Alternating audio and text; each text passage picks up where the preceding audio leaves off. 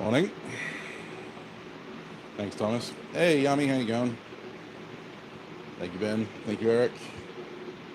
How you going, Black Hammer? Hey, Aaron. Yeah, it has been a while, hasn't it? Hey, Adam. Thank you. Hang on, Brad.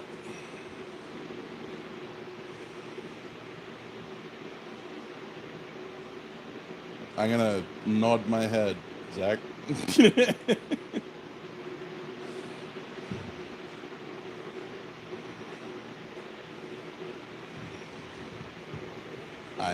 I guessed. Thank you very much. I am old years old. Forging some tongs today. That's the plan, at least. It's going.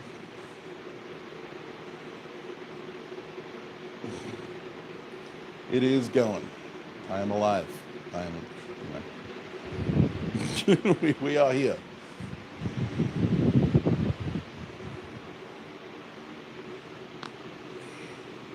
My 11th anniversary. Don't forget to like that smoosh button and smoosh that like button. Thanks, JJ.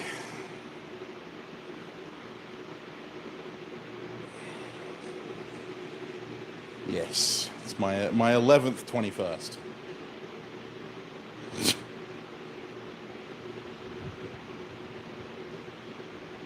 We're gonna have a little bit of a while of heat up because I literally just fired the forge up before I started the stream, and with the dense castable refractory that I've got in there now, it takes about 35 minutes to get up to heat.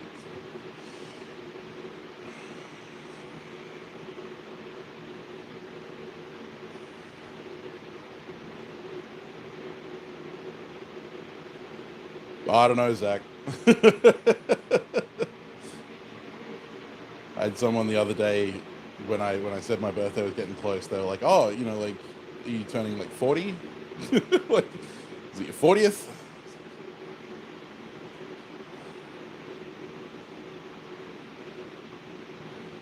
Oh well, happy birthday for a fortnight ago.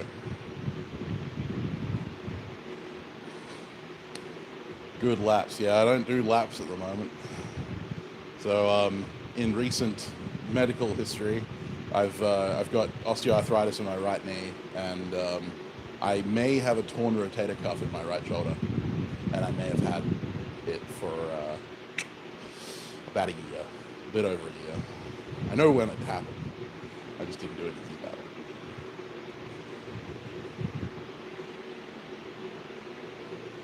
Lapse of the sun. Yeah, well, you know. I would say poor medical health runs in my family, but no one runs in my family, which is probably why.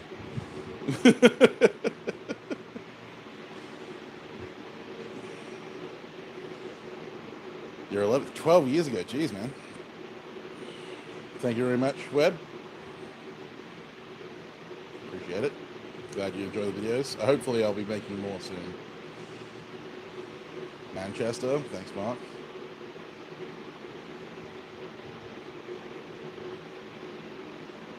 Yeah, about 60 billion. That's about right.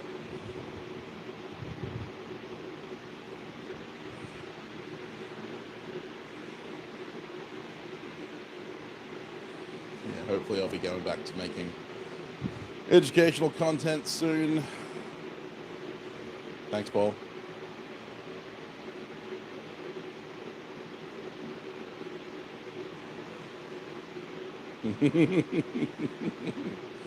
Pretty much, Zach. Pretty much.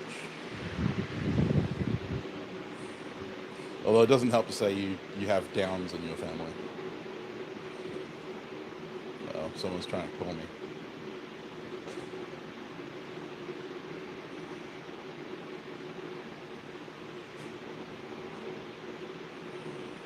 Hey, cat.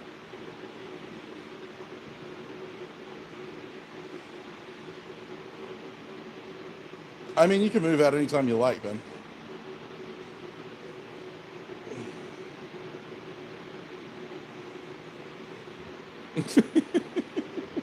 Sorry, Zach. It struck me as funny.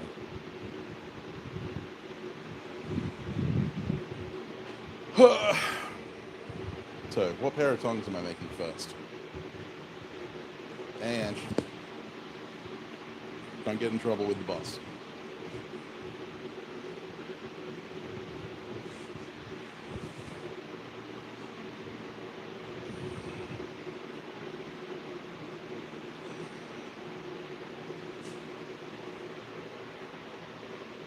Oh, I don't know about that, Ben.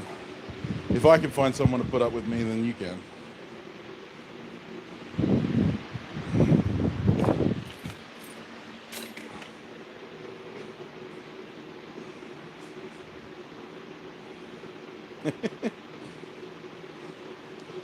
That's the plan, Adam. That's the plan. See what happens. We've got to work out my plan of attack. I think I'm going to do some Asprey-style box jaws for my first set. Can barely hear me.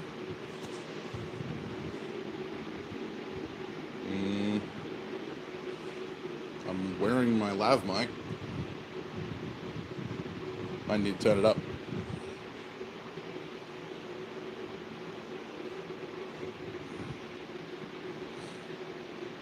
Not yet, Aaron. Not yet. You got to make her a good enough knife.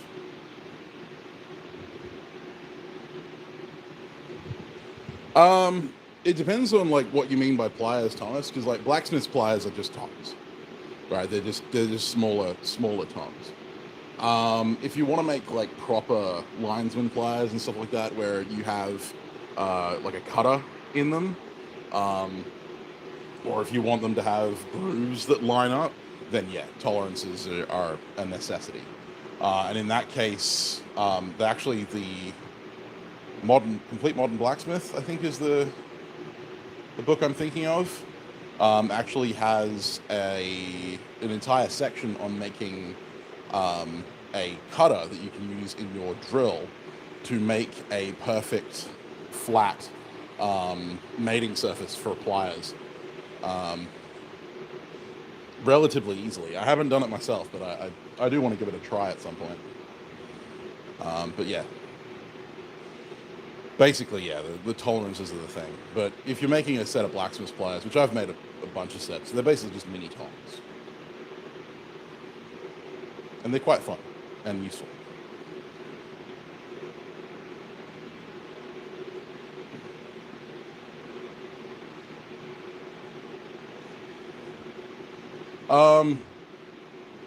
No, so an Asprey style has a box on both sides. It's just like when I say Asprey style, it's just like the method that he uses to make box jaws.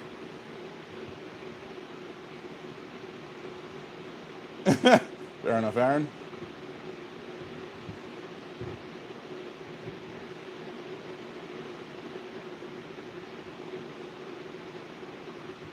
Yeah, Complete Modern Blacksmith. I think it's the one. It's not the one that Adam is currently doing.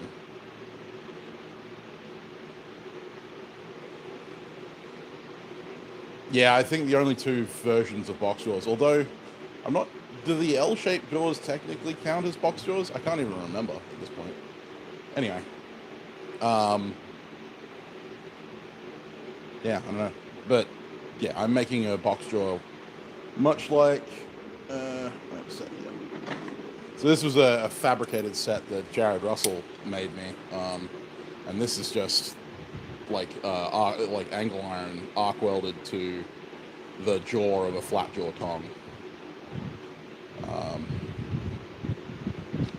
So yeah, but I'm going to make something basically this, but I'm going to make the bits a little bit longer, and I'm going to make the box a little narrower. Fair enough, Adam. Yeah, like I said, I have no fucking idea.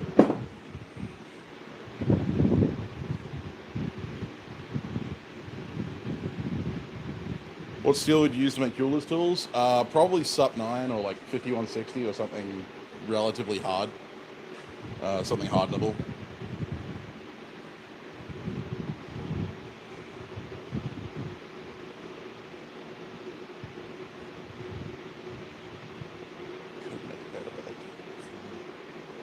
Yeah.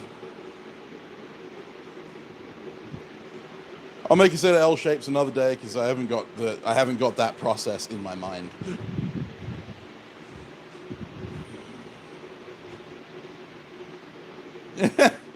Only ever adjust your tongs hot. If you listen to the Forgecast, you would know this.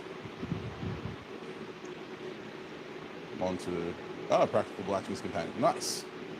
Yeah, so the Complete Modern Blacksmith is the one I was talking about, which doesn't actually have a lot of blacksmithing advice in it. Like, it does and it doesn't. It was written by a stonemason who's done a bunch of blacksmithing.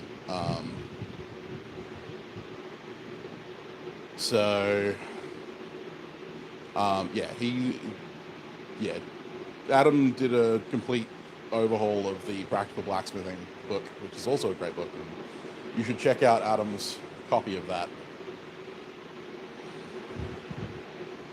But anyway, I'm gonna do an Asbury style set of box jaws because that's the process I have in my head. And then if I get time today, I'm gonna do some slot jaws as well. So we shall see.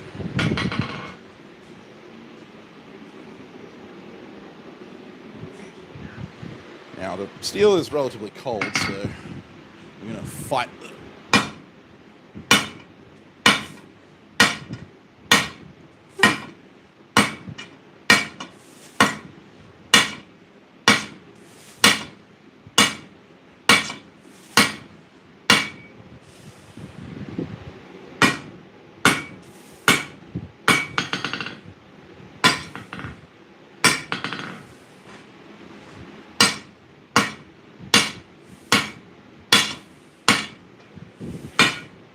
using 20mm square here.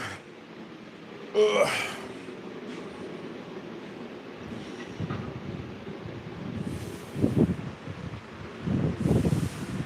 I also realized that I only have like 2 quarter bottles of gas, so I'm not sure if I'm going to run out of gas before I actually get anything done.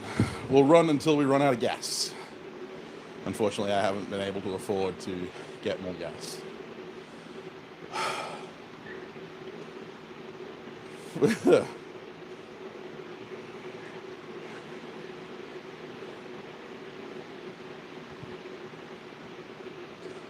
So we'll just figure it out. Because I had Zach from Laughing Fish Forge over to yesterday doing some forging. We basically just messed around. I made a bunch of Mjolnir pendants.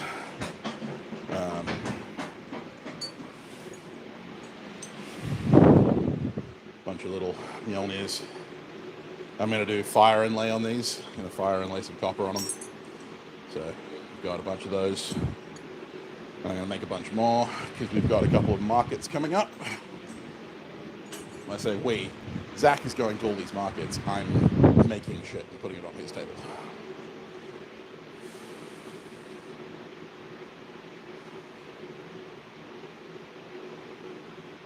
Yes, yours is still cool and more expensive. Yeah, it should be interesting. Zach, I'm looking forward to our first episode. We've already got it planned out. We'll be recording on Wednesday night, so is it tomorrow night?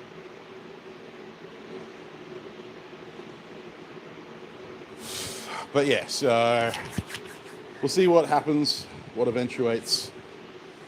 I'm going to move my lav mic up so that people can hear me. Is that better?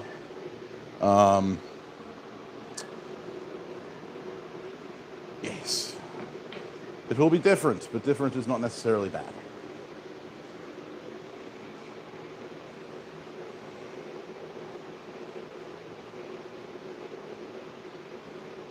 I'm doing the right thing.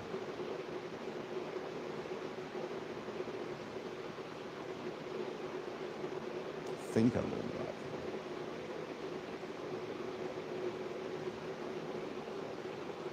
Oh, yes. Okay, cool. Oh, fuck. I'm glad I remembered. All right, cool. Sounds good, Adam.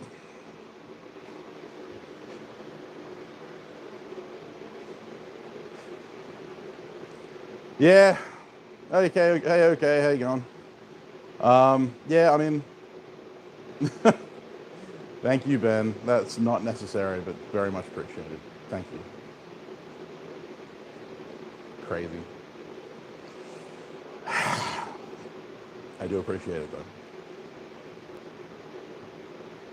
though. Yes, so Eric, Alex's last episode was last week.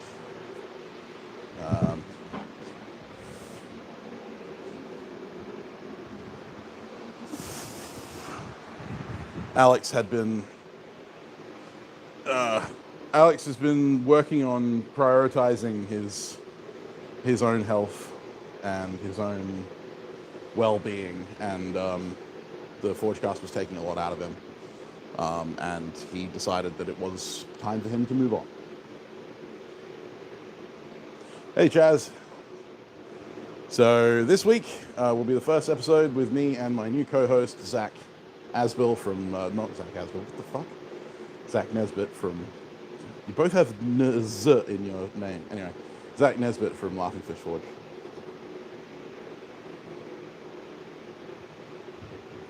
Yeah, Eric, he like, people don't see the struggles he goes through on a day-to-day basis, unfortunately. He's good at keeping that shit locked up tight. All right.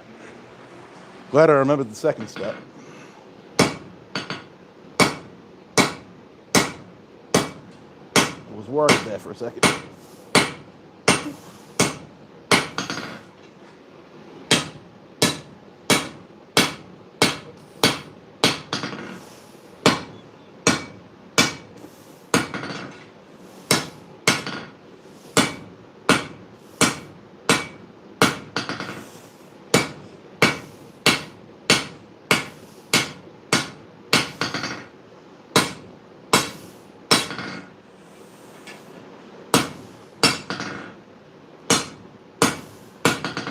There we go. That's the box jaw. Well, that's the start of the box jaw. Now I'm going to offset for the boss.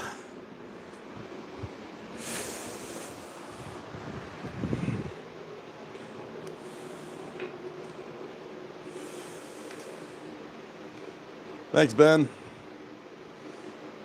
Hey, Whiskey Tango Foxtrot. Oh, happy birthday.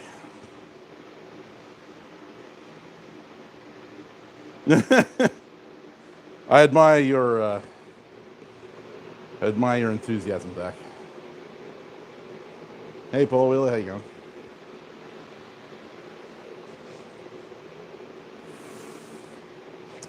Yeah, like Crohn's is a bitch, and Alex has had it really bad. He almost died on the table a number of years ago.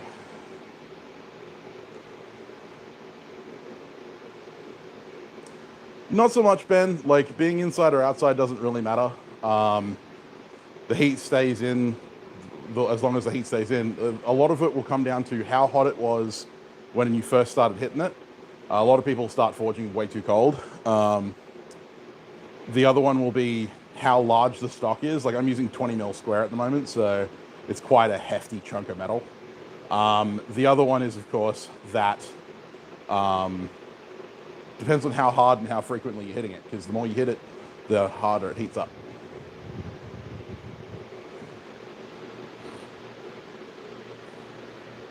No, this is not Laughing Fish Forge, to be rough.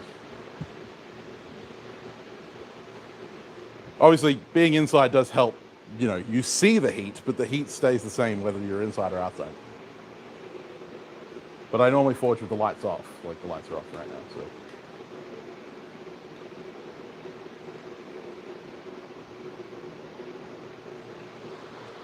You're on a podcast, Zach? Which podcast are you on?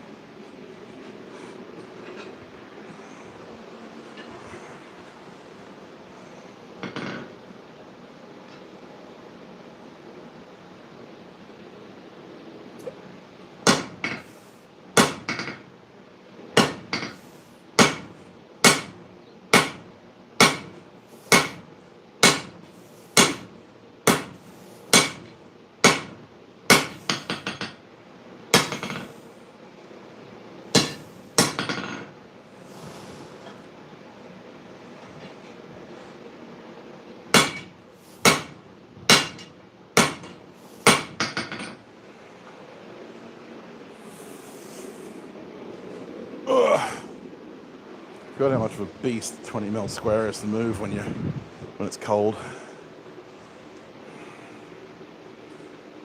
Podception. Oh, pretty cool, Zach. I'll have to check it out. More than likely, Ben. All right, Thomas. Cheers, mate. Yeah, out in direct sunlight, your forging temp can look like black. It's impossible to tell. So, yeah, having a cover helps. The other one you can do, if you don't have the ability to forge indoors, grab yourself a big bucket or like a 40-gallon drum or something, lay it on its side, just empty, and be able to stick your work in there to see if it's still hot. Hey, George. Thank you very much from Missouri.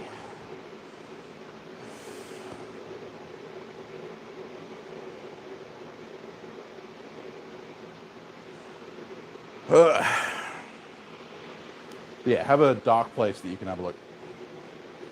Hang on, Chris. Fair enough, Ben.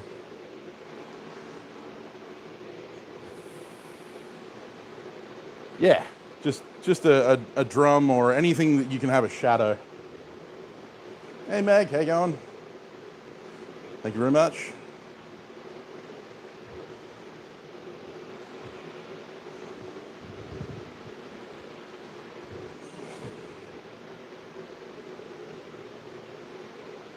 Yeah, correct. That's why Rivet Forges had a hood.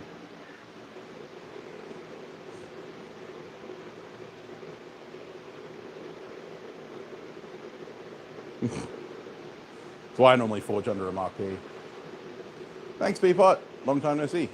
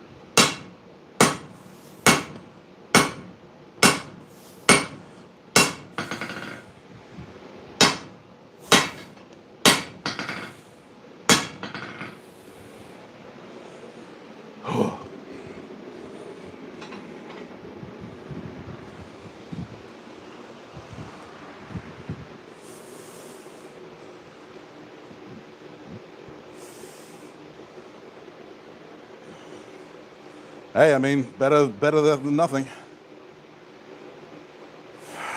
I'm doing, Meg. Thanks very much. Hope you're doing well.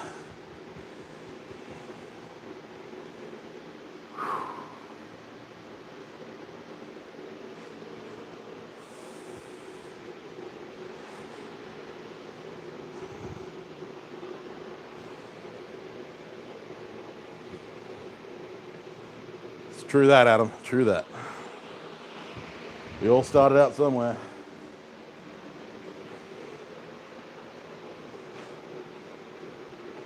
Yes.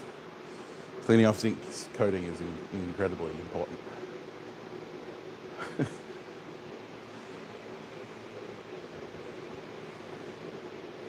Yeah, Aaron, I mean, my first anvil was a piece of railroad track my dad had. And then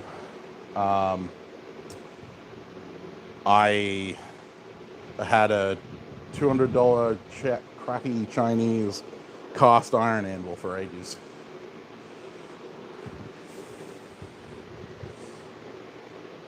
And then eventually I graduated to something actually usable.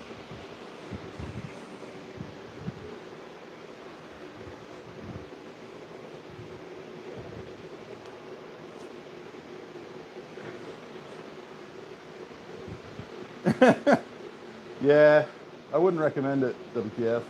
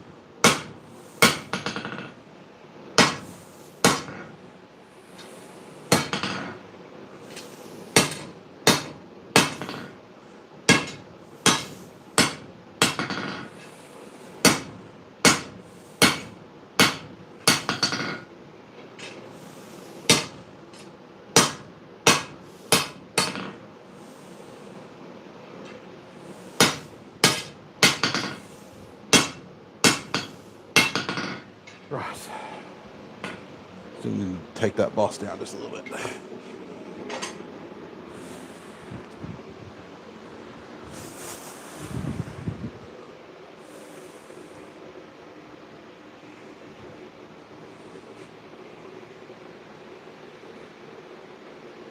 Oh, that sucks, Ben. We've all been there. Yeah, forklift time works. Oh man, Aaron, I wish I had the 120. I mean, having the Beamish, the B&W 80 is pretty nice.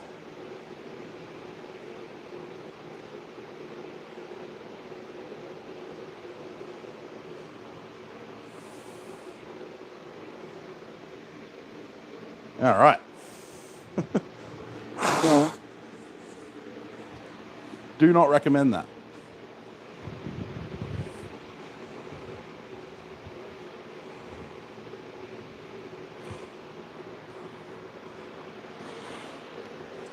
Well, you know, it's nice to have good tools, but it took me a number of years to get the Beamish.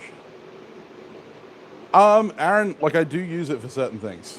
If I was doing more scroll work and stuff, I'd probably use it more often. As a general blacksmith, I don't use it that often.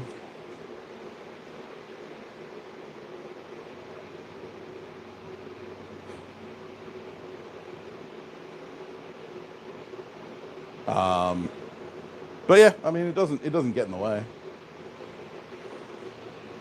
Would I have chosen to have it on the anvil if I had the choice? No. But given that it comes with the anvil.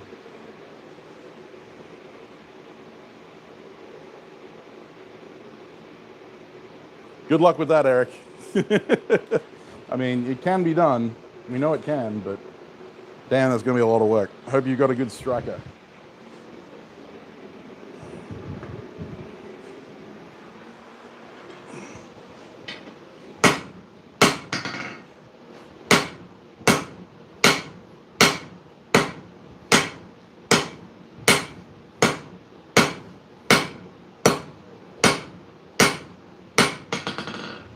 Oh, I might have overcut. Damn it.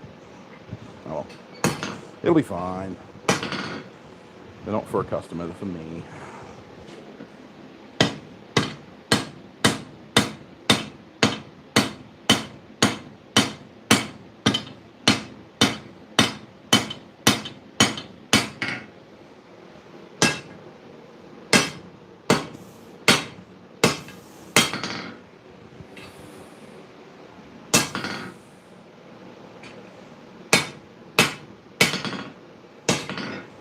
Can't tell I'm out of practice, huh?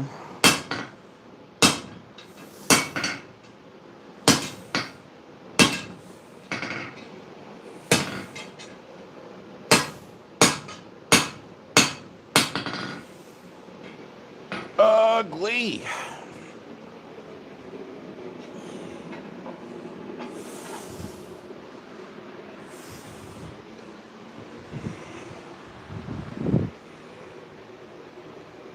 Uh-oh.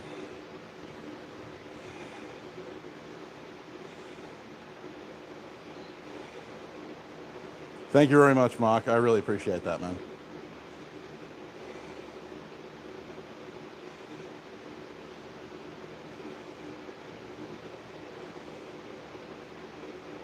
Oh, man, Aaron. Unfortunately, the only way that's going to fucking happen is if someone else pays my airfares. No. Do not do that, Eric. Don't.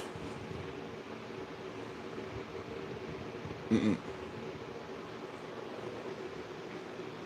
Solid. Solid only.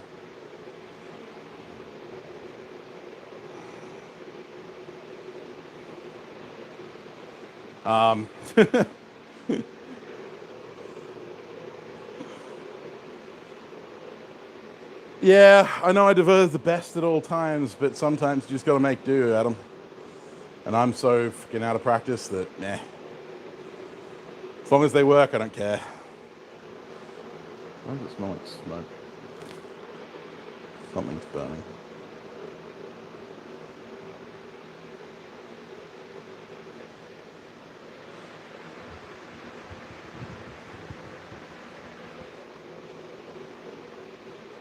It's gone now.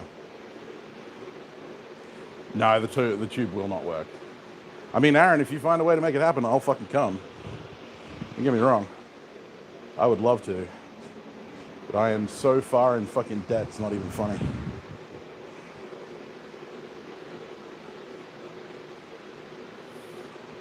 Yeah, no, the thing is that, like, A, tubing is going to always be mild steel. Like, you're never going to find a high carbon tubing.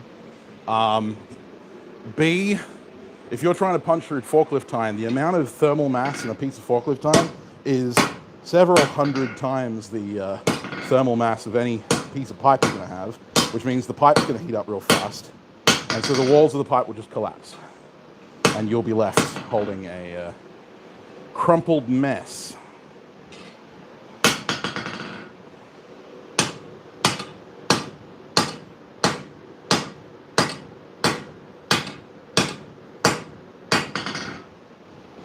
Oh God, that's ugly.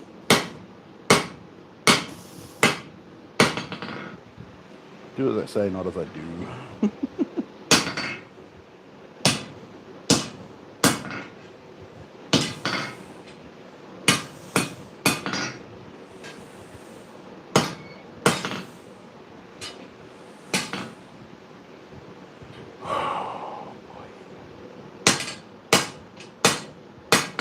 UGLY, you ain't got no alibi. You ugly.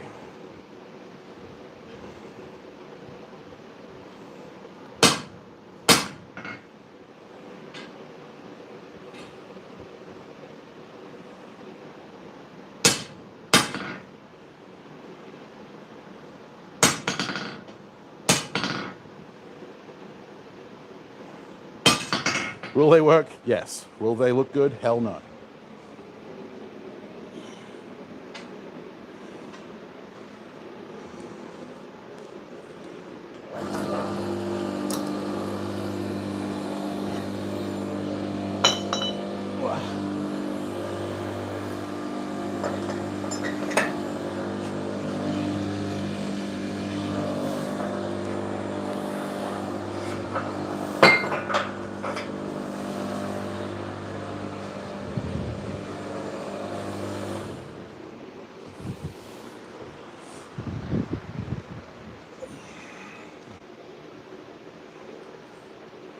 Hey, Bryson.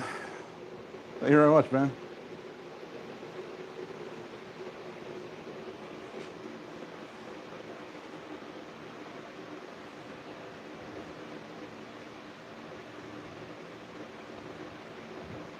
That's if it doesn't collapse, it doesn't do nothing, yeah. Correct. Yeah, I would recommend punching and drifting. So punch a circular hole or a square hole, doesn't really matter. And then drift. make yourself a square drift.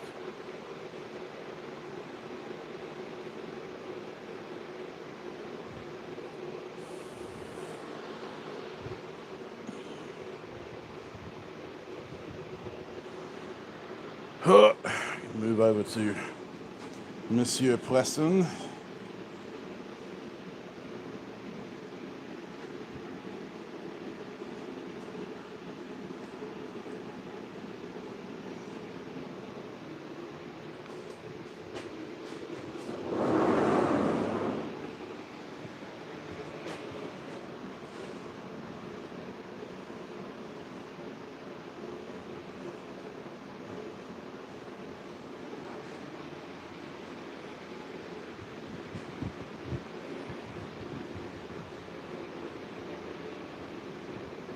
Yeah, no, you want to make a handled punch.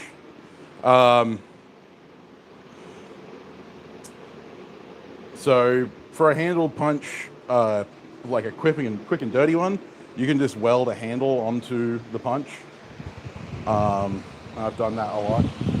Back in the early days of making hammers, my hammer eye punch was actually just a handheld hammer eye punch cut down and then welded onto a piece of rebar as a handle. It works. It's not the most elegant solution, but it works.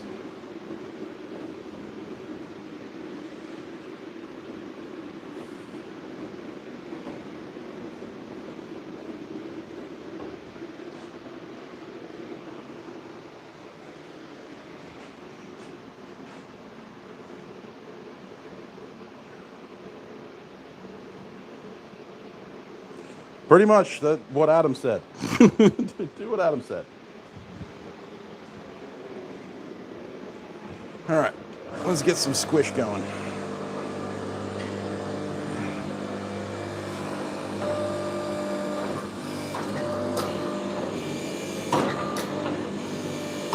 So weird doing this left-handed.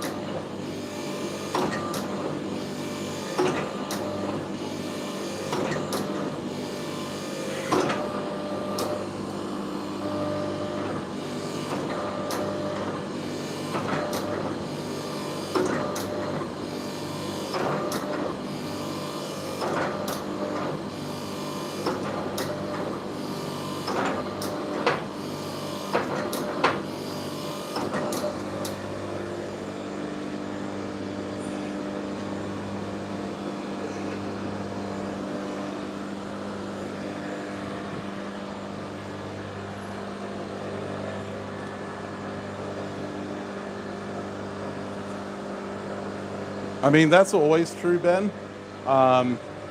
You just have to be careful with how you're upsetting and what you're upsetting. Like if you're trying to upset 10 mil square, you need to take a very short heat. One of the biggest problems I see with a lot of people doing upsetting is that they will take a heat that is half the length of the piece of material they're trying to upset. Right, so if I'm upsetting a bar, if this is my bar, and I want to upset this end, right, you can only upset about that much at a time, right? So having a heat that comes down to here is pointless because all that's going to do is that's going to fold. So when you're upsetting, it helps if you practice upsetting on mild steel.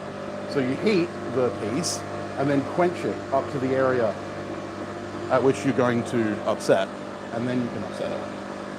And then as you're upsetting, if it starts drifting one way or the other, then you can just push it back over by putting it on its side and smacking it.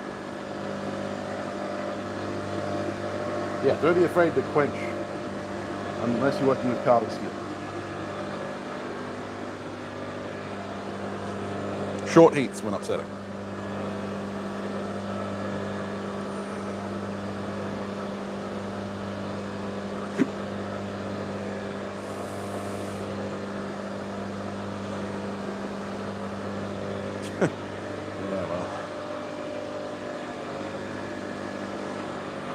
I was doing some upsetting yesterday, actually. We started working on a railroad spike tomahawk, and then I gave up because it got really frustrating.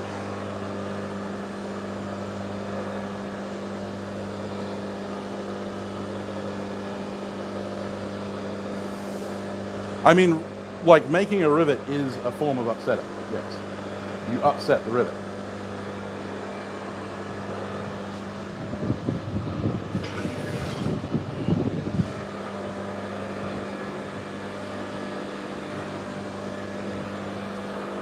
Maybe just right-handed so that I feel like I've got no control.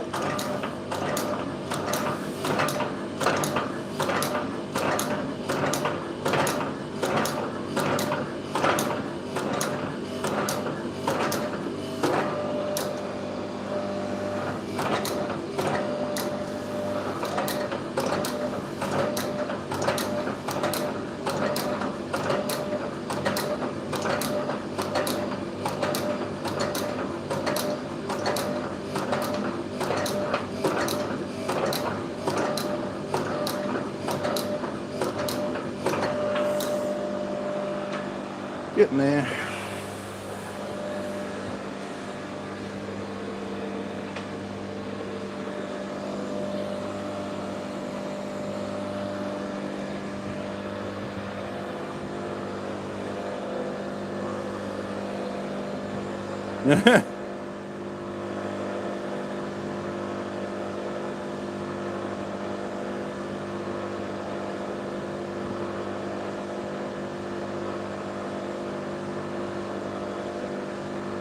Yeah, so keep straightening out the upset. So when it comes to riveting, one of the things that people miss, so we tend to naturally drag towards ourselves when we're riveting. So if I'm forging a rivet, so say I've got these tongs here and I've riveted them, right?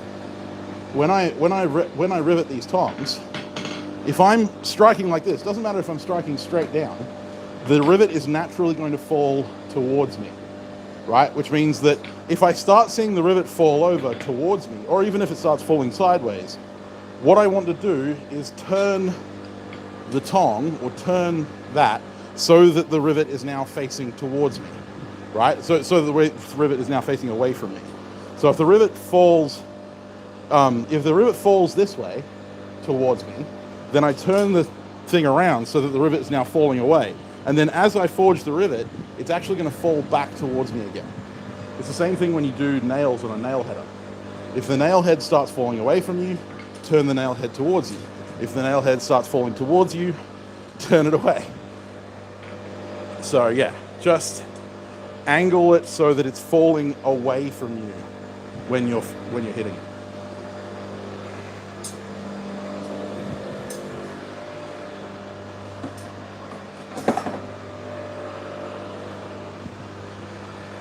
And that's true of upsetting too, if you're using a hammer to upset.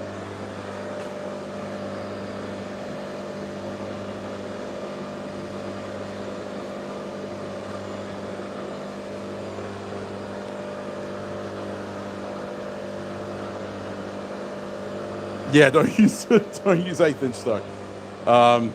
Very minimum is 1/4 inch. 10 mil or like 3/8 is better for rivets in general.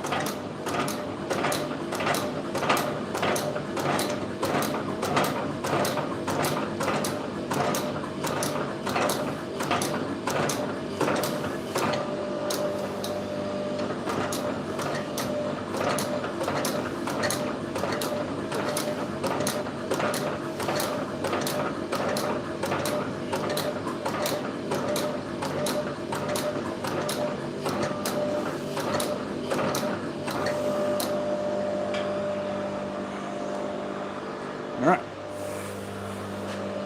Getting there.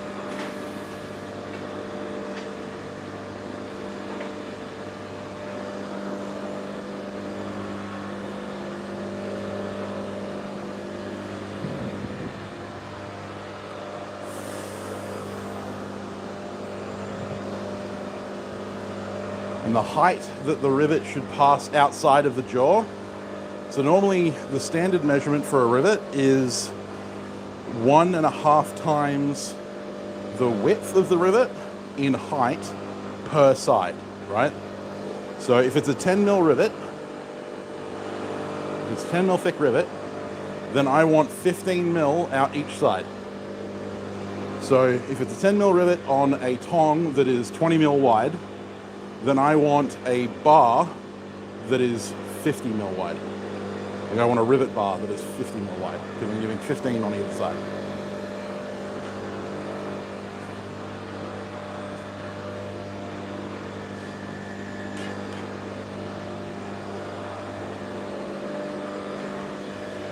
You can get away with shorter, but that tends to be the ideal, what I found.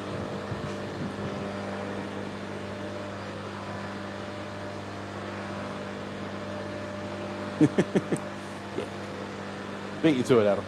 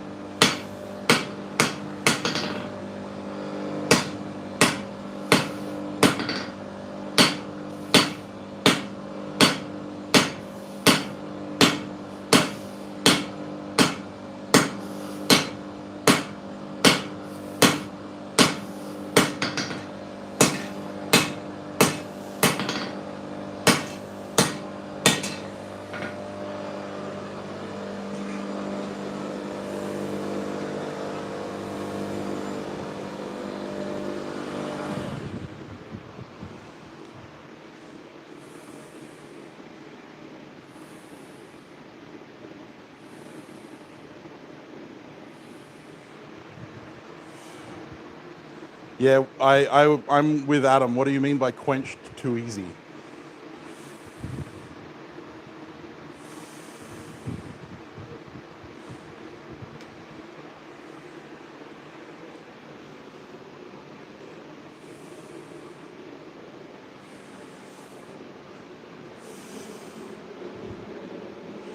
I don't normally associate too easy with quenching. For the majority, yeah, Ben. Correct.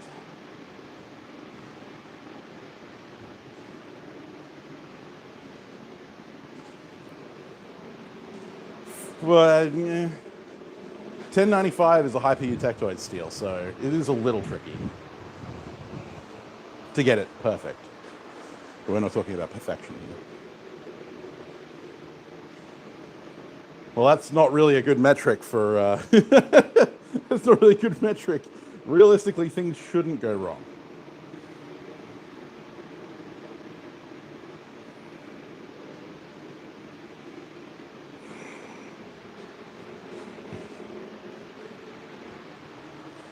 Just because you have no clue what you're doing doesn't mean things should go wrong. People get things right by accident all the time.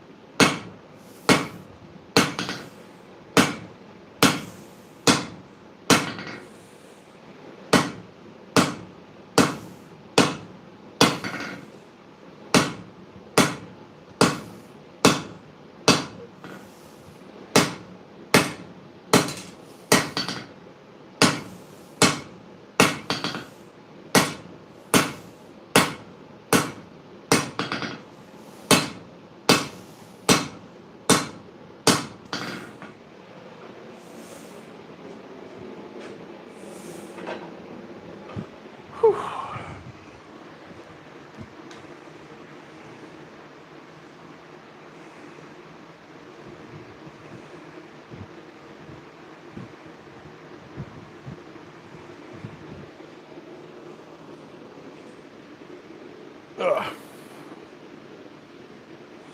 Well, Ben, if you have any questions on heat treating or steel, stuff like that, I have an entire playlist dedicated to heat treatment and steel identification.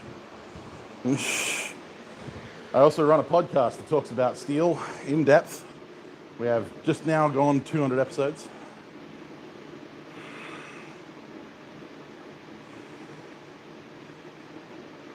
Pretty much, Ben. And while the answer may be right, your reasoning may be wrong.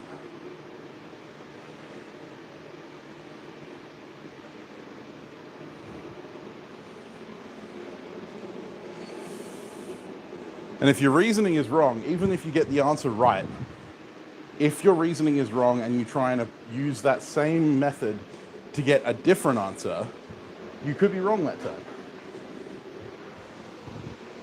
It's one of the reasons why schools ask you to show your work in tests. Because it's like, yes, you got the right answer, but we need to know that you actually used like a formula that can actually work in other situations. Because if you didn't, there's a good chance that you'll never get anything else right, which is a problem.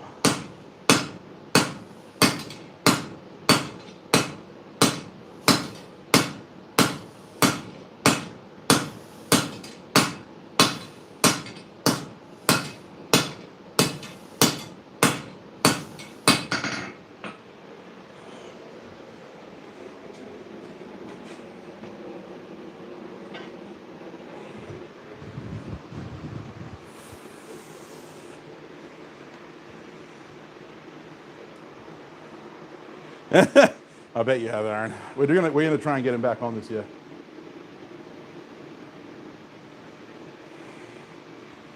Yeah, Adam, I knew this about you.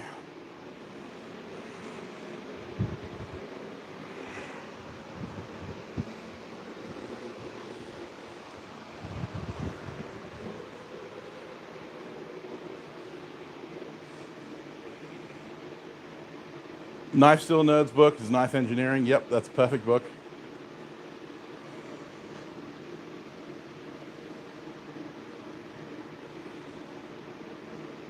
Do you sand different planes on the knife separately?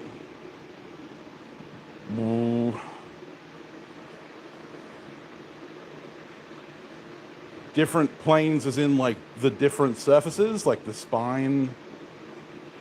Hey Tweegum, how you going, man? Yeah, I love Peter. Peter's great. Do you mean like the spine and the ricasso and all that kind of stuff? Then yes, because you can't sand them all at once. But are you saying like, do you use different methods for each one? No, not normally. You use the same.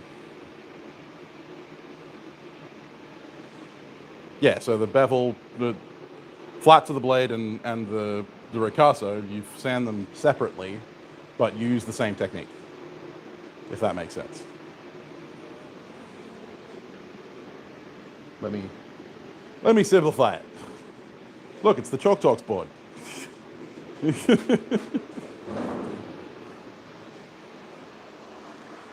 Can anyone tell I was planning on coming back and doing Chalk Talks again? So, you have your knife blade in the vise, whatever. This is your plunge cut. You would sand, I normally sand my ricasso first because that's the flat and it's going to end up creating a little area like this on the bevels. But I sand this direction, then I sand this direction with each alternating grit. So I do like 240, 400, 600, 800, 1200, all the way up, whatever I want to do. Then when I go to the bevels, I go the same thing. I do this angle for one pass, and then I do this angle for the next pass. And then when I come to my final step, I do straight pulls all the way down the blade, starting from the heel. Right, so I start right in here, and I drag like that, and I drag like that, and I drag like that. Because if you start doing this, you end up getting these spots where there's heavy amounts of J-hooks. Right, so to show the difference, here's a long straight line, but then if I do this, notice how there's stop and starts, and it's probably not super obvious in the camera, but there are very evident stop and starts. Let me put the camera on a bit. There are very evident stops and starts in the finish. So when I'm doing my cross sectioning, I'm stopping and starting because I don't care. But when I'm doing my final ones, I want to drag the whole length to get a nice, smooth, even finish.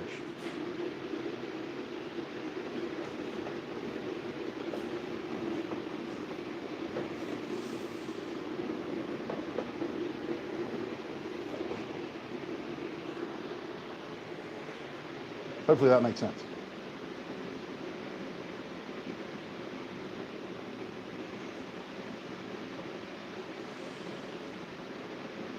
Yeah, flat block is fine. So when I normally do my hand sanding, I hand sand that. I hand sand with a steel bar. It's a 1/4 inch thick, inch wide, or 6 mil by 25 mild steel bar with sandpaper wrapped around it, and just use that. When I'm doing my finish sanding pass, I use the same stick, but it has a piece of leather glued to it, like a 2 mil thick piece of leather. And that just softens the edges and like makes that last final grading pass a little bit smoother.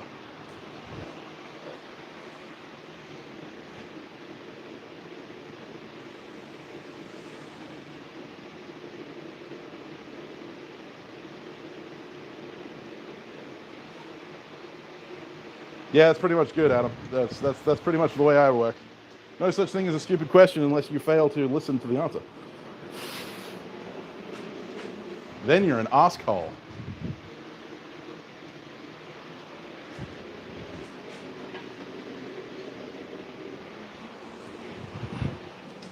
And you never want to be an asshole.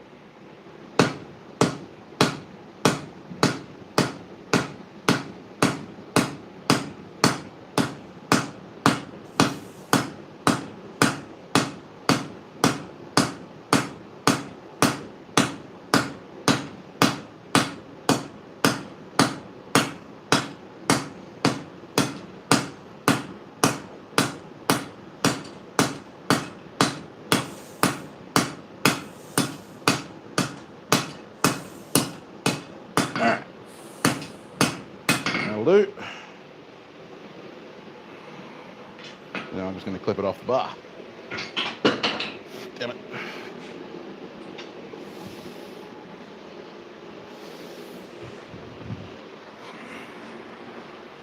And where's my hot cut? There it is.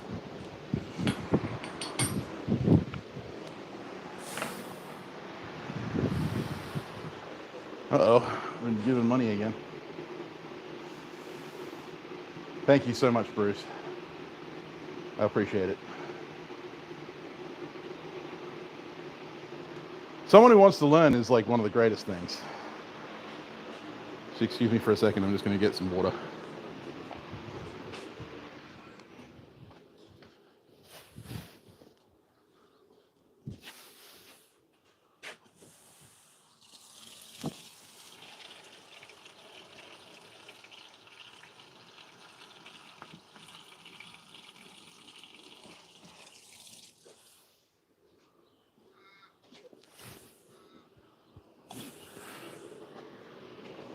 Oh.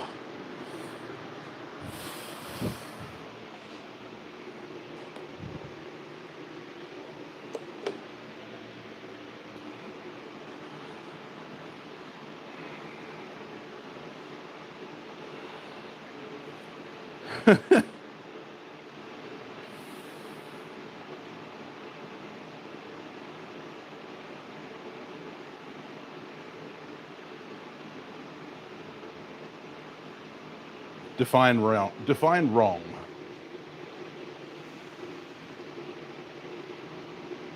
Yes. Am I daring you? I'm always daring you. Yeah, so this is a hot cut I made recently. Well, recently-ish, when I got the Beamish anvil. I like shouldered hot cuts. I do not like wedged hot cuts, purely because shouldered hot cuts won't break your anvil heel off, or they're less likely to.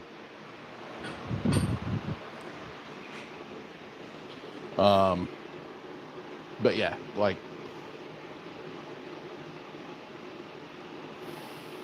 oh yes, you made a slitting chisel. That's fine.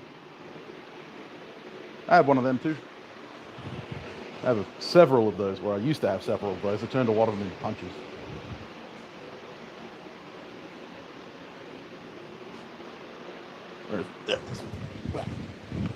I made this slitting chisel 8 years ago.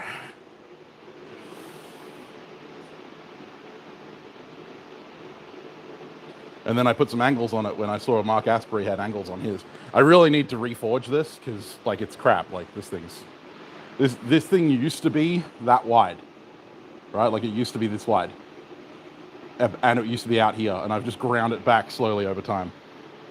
There's a piece of old coil spring, which I very poorly forged out straight. I made this back when I wasn't working in here. I was out there.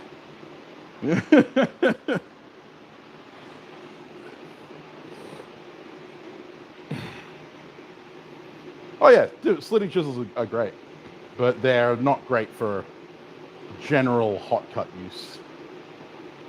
Yeah, railroad spike. Yeah. But the thing is, like, I use this all the time, and I use this especially when I'm doing my demos because I don't have a hardy hole in my demo angle. It's a post angle, and so I use this as a hot cut. But yeah, having a hot cut hardy tool, definitely the way to go.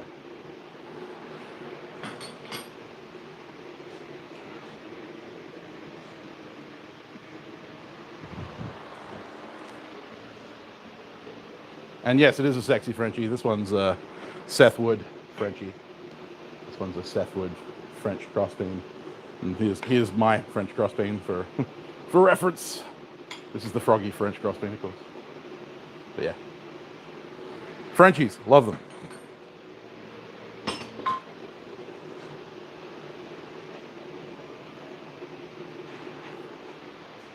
And if you like sexy struck tools, Ben,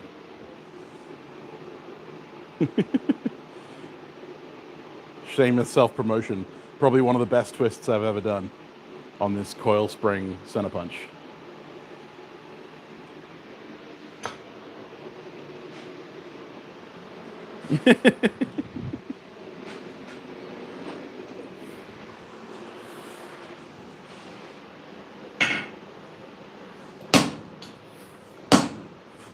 But having a hot cut hardy saw means that I can really wail on it.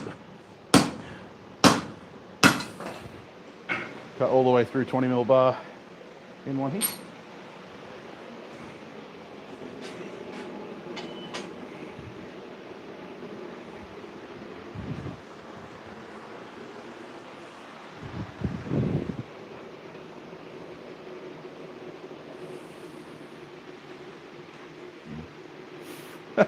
£4 Frenchie. Need to do some filing, Ben.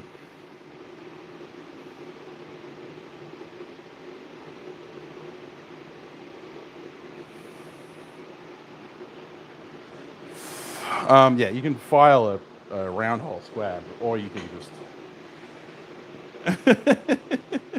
Yeah, so this is a £4 French hammer.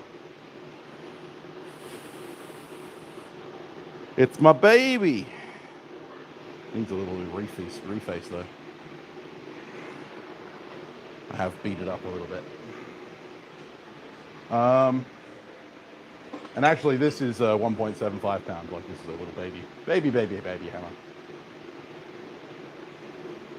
With the fleur-de-lis.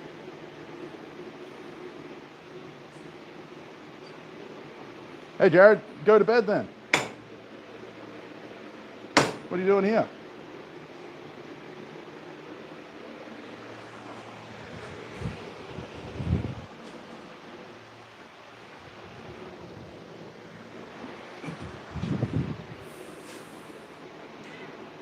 Long time no see, buddy.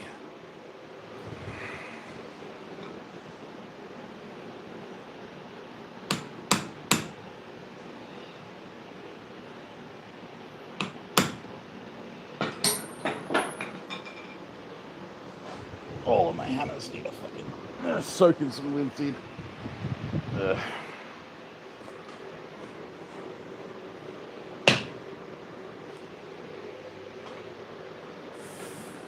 Use one Frenchie to fix another Frenchie.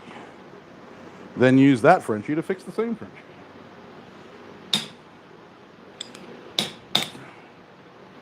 And the wheel spins ever on and on.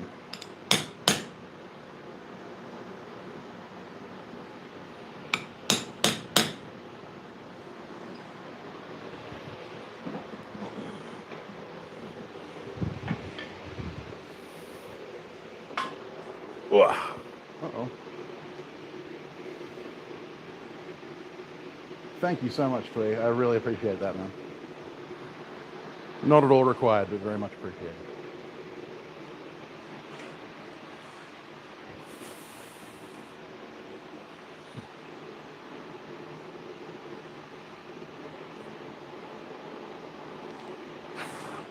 That too, Eric. Or you could just make a hot cut hardy tool that fits in a round hole.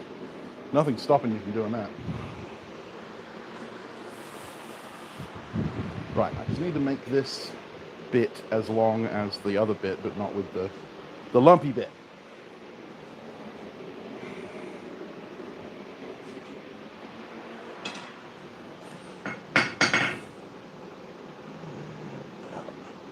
There, we reckon. Oh, God. I moved.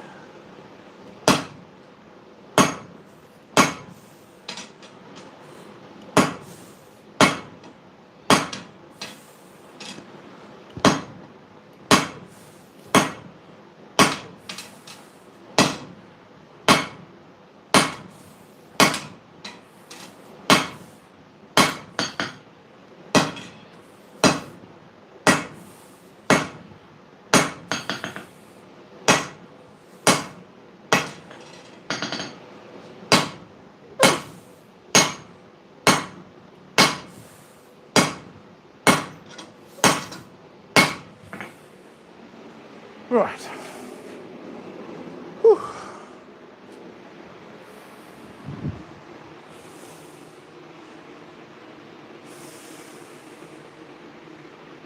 Well, I'm made of nothing but lumpy bits, but you know.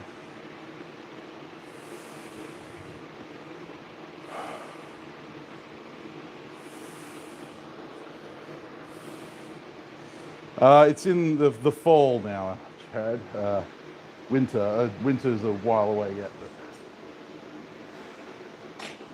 we're cooling down a little. There's nothing wrong with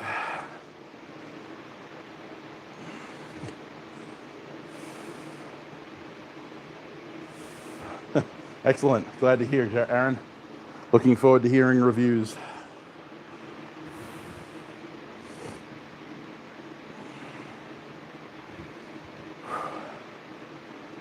Yeah, temps are about 27 at the moment, I think. This-ish.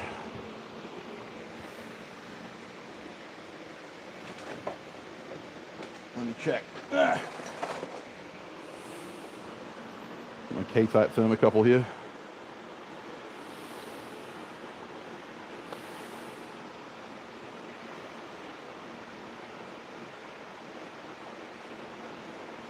$28 on the nose.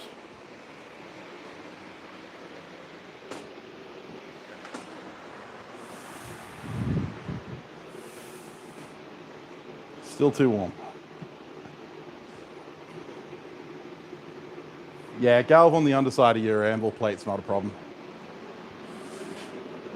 Only galv you got to be worried about is anything you're going to either powderize or burn it off.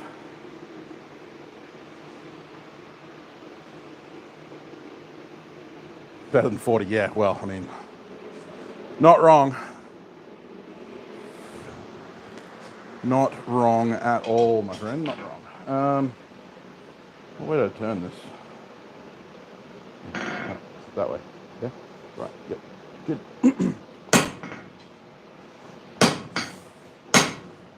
The double check.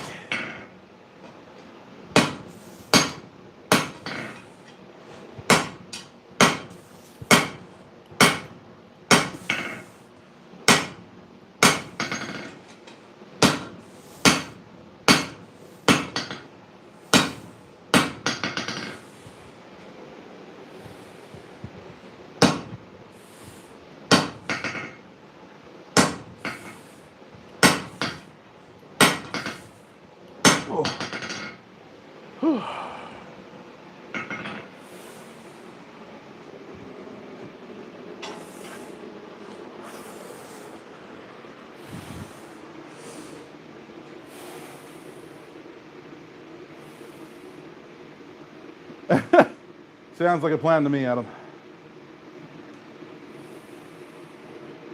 All right, Jared. You sleep well, my friend. Thanks for jumping in.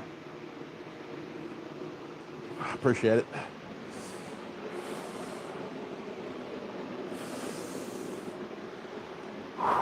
Boy.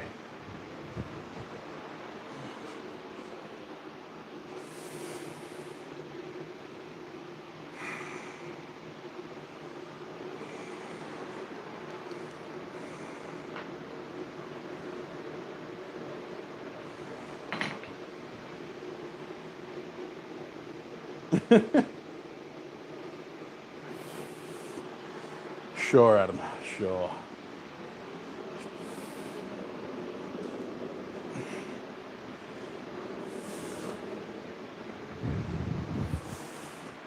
I'm not sure that Tasmania could handle the combined might of me and Alex together.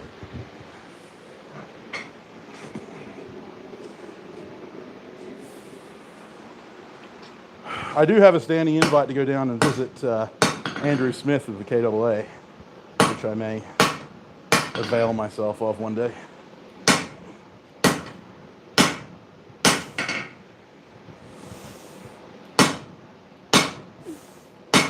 Problem is finding the money to afford a trip.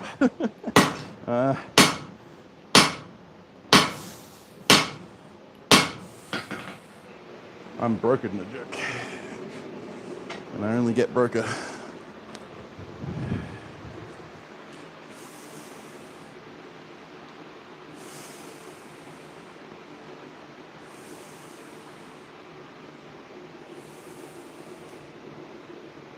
No, yeah, Aaron, I don't think we could. They could, yeah, at all.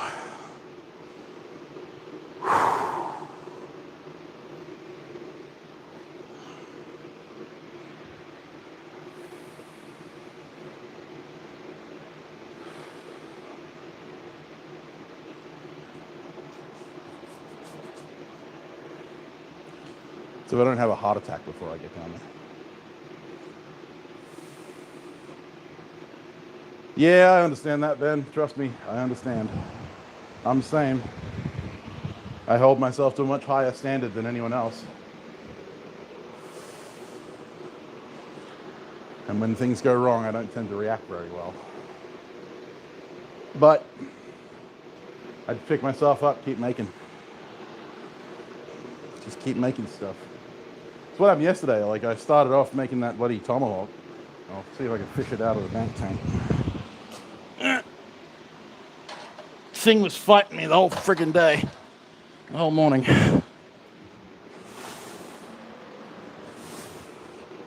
This thing fought me so hard that I just gave up. That's the upset that I did on the end. And the eye was just terrible. I can make it work, like I can fix this, but it was just such a pain and I was getting so frustrated that I was gonna throw something. So I did, I threw this away.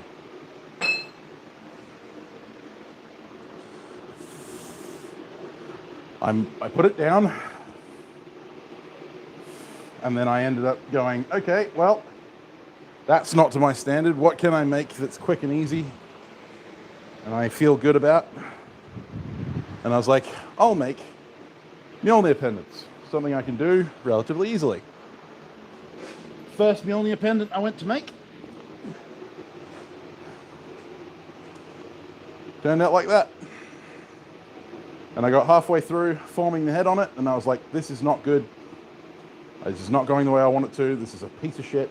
So I immediately went to the hot cut, threw that away, and then I made that. All right. I fixed the problem, which was I changed the way I was approaching the problem. I changed the way I was approaching the forging, and I got exactly what I wanted. And then I made 5 more, or 4 more. And each one turned out a little different. You know, each one was a little change. They're all same material, same process, but they all come out just slightly different. But I got the process down.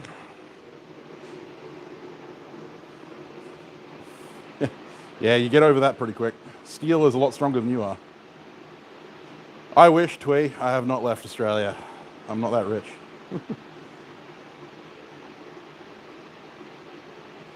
That's cool, Abomination. Like, and that's something you can do as well. You put it down, you come back to it later. Like that axe I'll probably come back to and finish it out.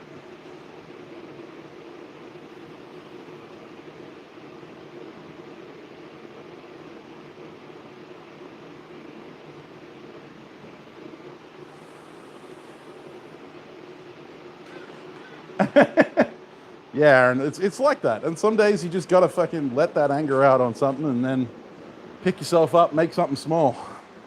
It's like one of the only things that I really held on to from Alex Steele. It was back when he was at Baker Street Forge. He did an entire episode about dealing with confronting your inability to do something, like when you're having one of those rough days where nothing seems to go right. And he's like, just make something.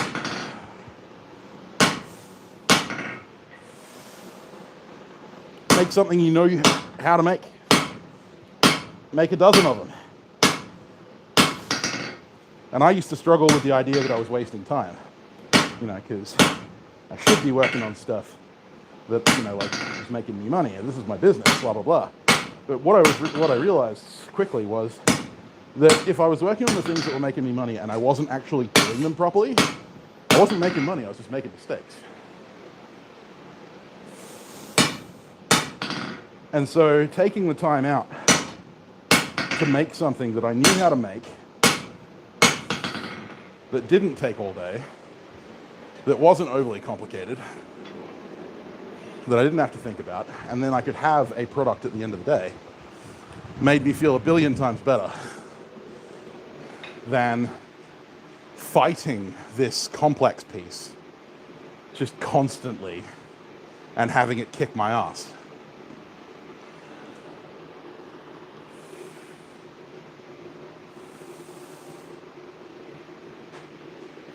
Yeah, Adam's one of my most regular customers.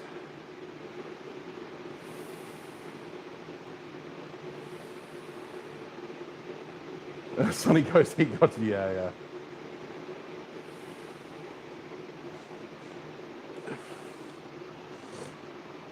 You want one of those? What, like the Mjolnir pendants? I don't even know how long these are. They're all a little bit different.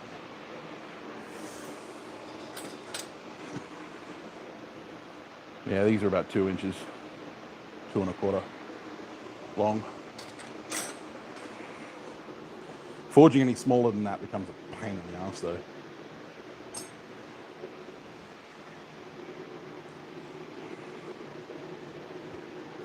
I mean, yeah, that's true, Ben, but sometimes polishing a turd isn't worth it.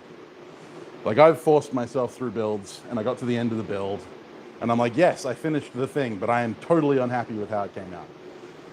I would have been better off throwing it in the bin and starting again, rather than wasting my time trying to salvage something that was unsalvageable.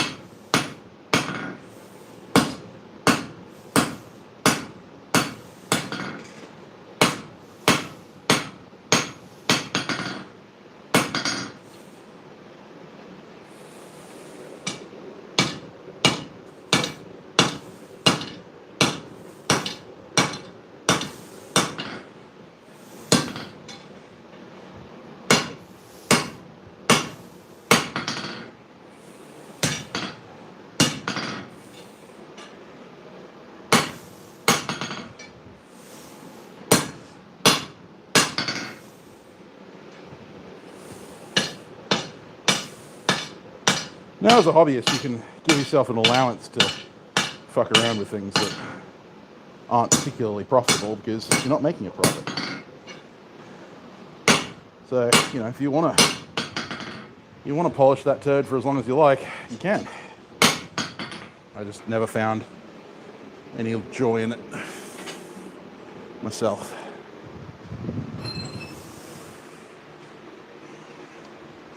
Hey, Curiosity, long time no see.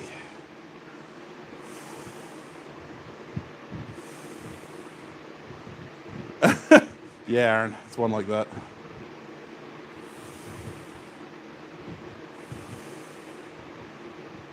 Thank you very much, Thomas.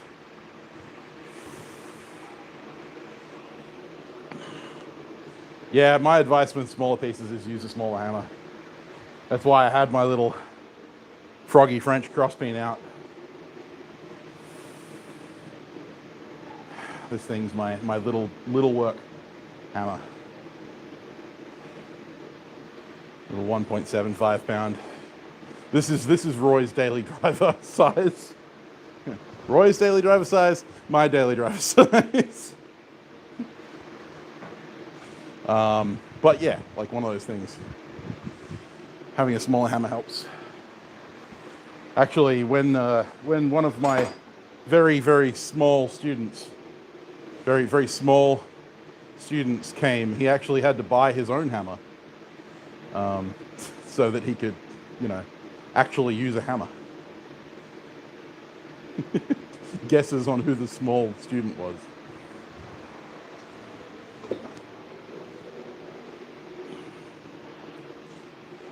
If I did that, Adam, I'd just swallow you whole.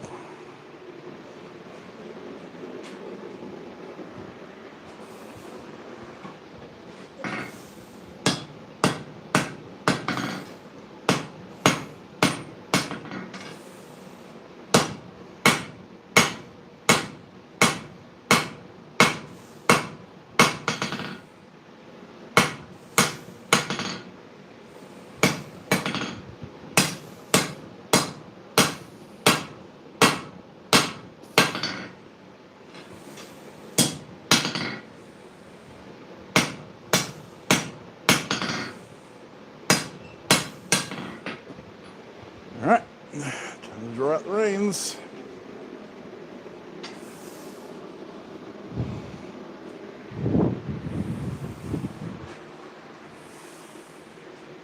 Bones and all.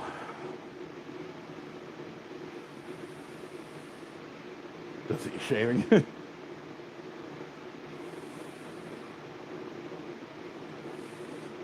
About 2 pounds. It's 16 ounces.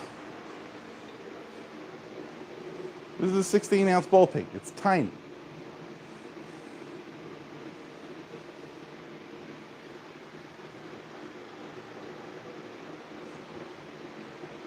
It's like a 1 pound hammer.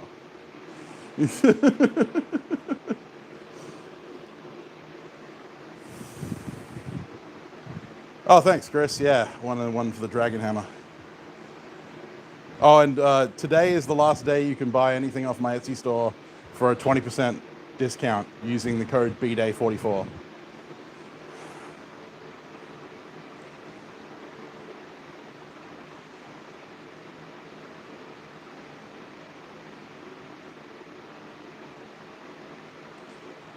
Well, my advice is start with the ones you need, man.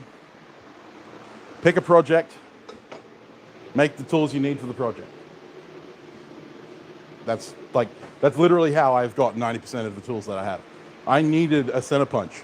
And so I went, okay, I need a center punch.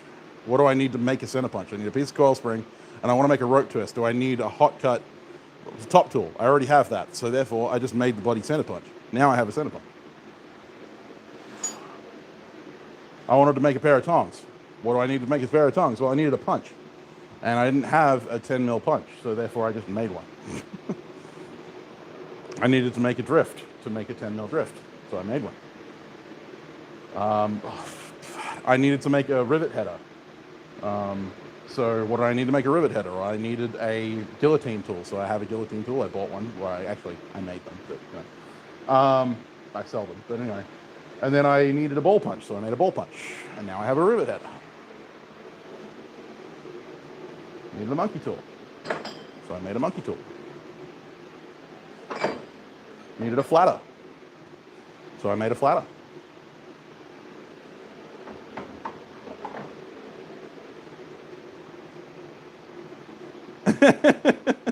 I've never bought tongs, Aaron, so... Well, that's not true. I have bought tongs once. Back when I very, very first started, I went to an antique store and they had a couple of pairs of tongs just lying about from the old Midland Railway days. That was this pair and this pair. And I bought these, 40 bucks a pair, so 80 bucks in total. And those are the only two tongs I've ever bought, and they serve me well. But every other pair of tongs I made myself. You know, I need a pair of hammer eye tongs, so I need a pair of hammer tongs, so I made them. Need a pair of 10mm box jaws. Needed tongs to hold tangs. I needed a pair of pickup tongs that could pick up very small items, so I made them. Just make it. Almost every smith. I know one smith that particularly likes them. Well, I know two. Dan and Zach from Laughing Fish, who just recently made his first couple of sets of tongs, and they're better than anything I've made. And I hate him for it.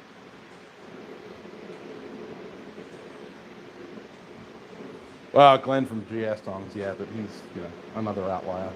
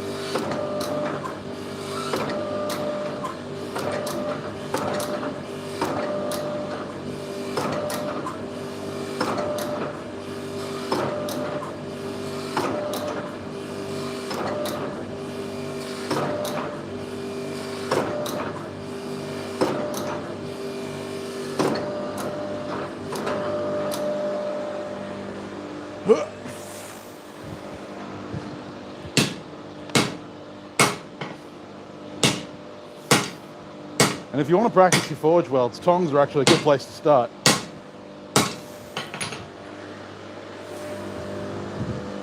Because if it wasn't for the fact that I use gas forges, I would be doing drop tong welds for half of this shit.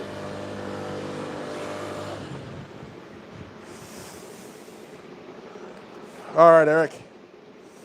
Have a good one, mate.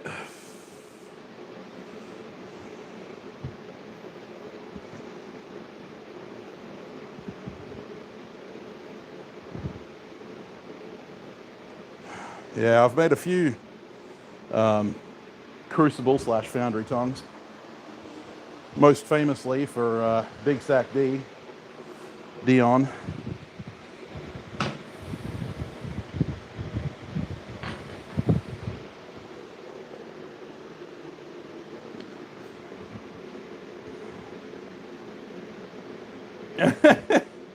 That's just because you got to get good, Adam. You got to get good, scrub.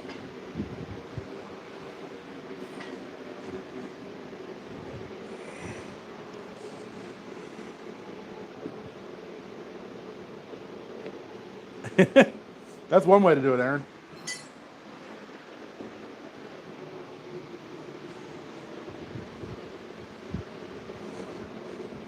My first forge weld was a Sanmai, way back.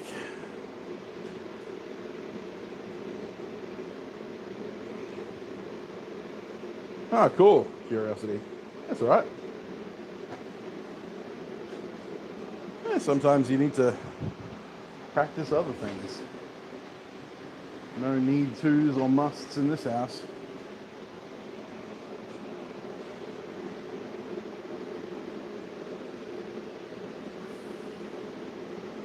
Yeah,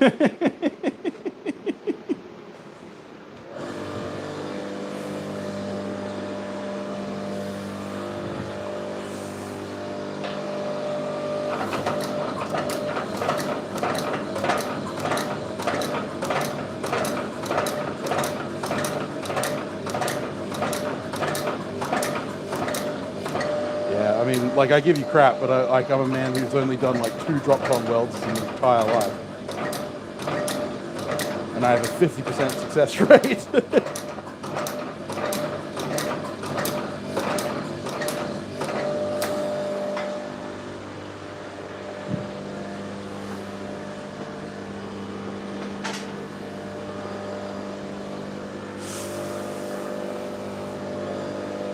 Yeah, that's true.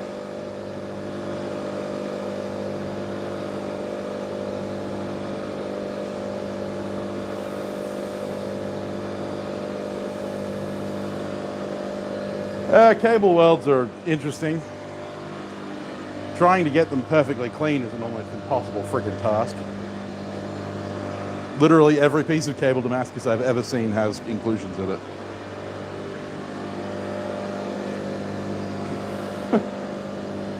No, it's my birthday today, Bill, or over where I'm at.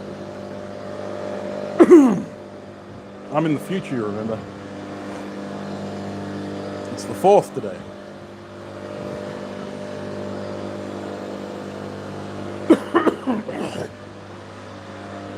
Don't mind me, he's dying over here. I've aged out of life.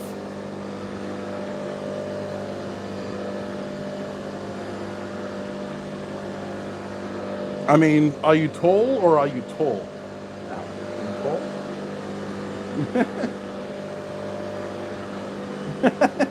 The fabled top of the fridge. So is Ben. That's where his home is.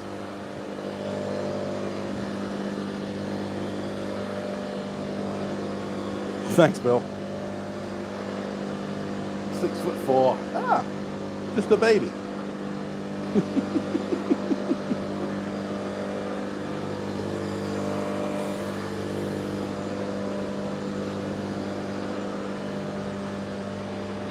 Honestly, Ben, mostly dust. And normally my wallet back when I used to have a fridge.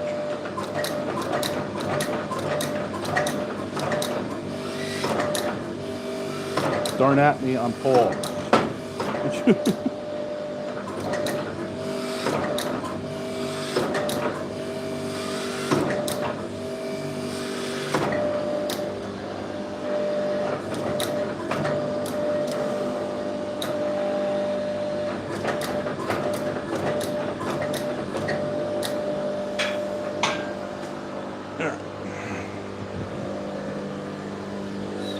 Well,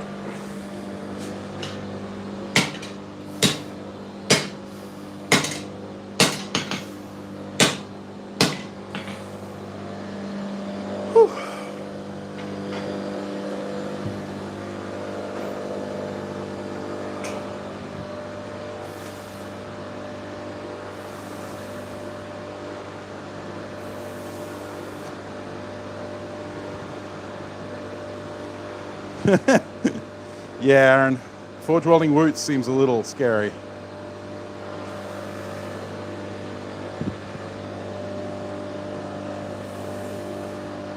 I think it's on mine, Adam.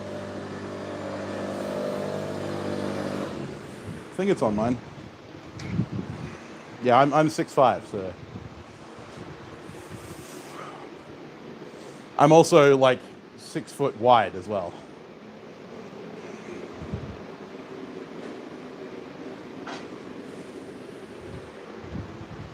I had the horrible realization the other day that I am actually as wide front to back as I am side to side.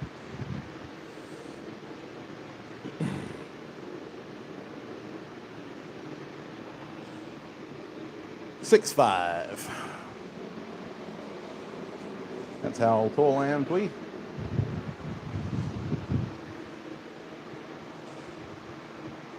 Yeah, I saw that one.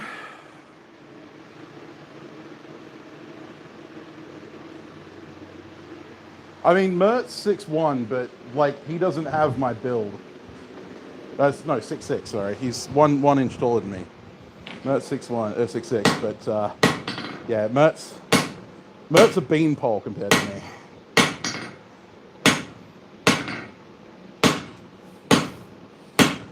Head is coming off my hammer.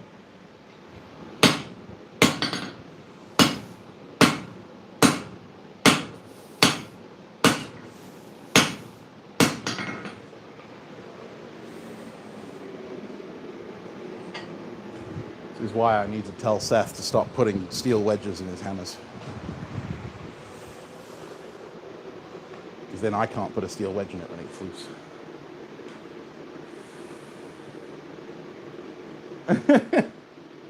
Oh no, I think that one's on yours, Adam, the one from your wedding.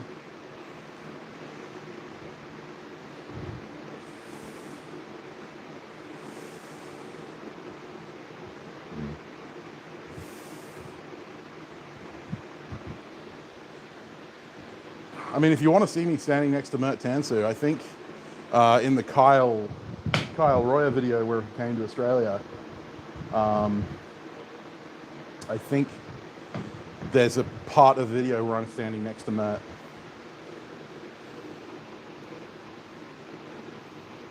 Because Mert was there. Back at Blade Symposium 2020. Hard to believe that was 3 years ago.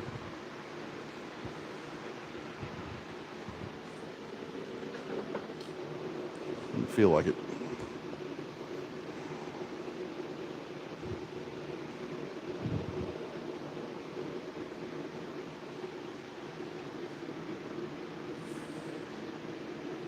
People saying it was reversed. Yeah, and just 5'4".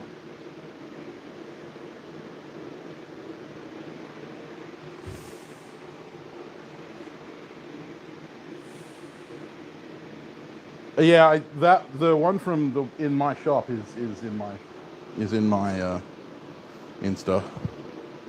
Yeah, the wedge is almost completely fallen out, so I'm just pulling it out before it hurts me. It's alright, I'll fix it. It's one of the advantages of being a hammer maker. I have the technology. I'll just change hammers. I'll trade out to a slightly smaller 3.5 pound hammer.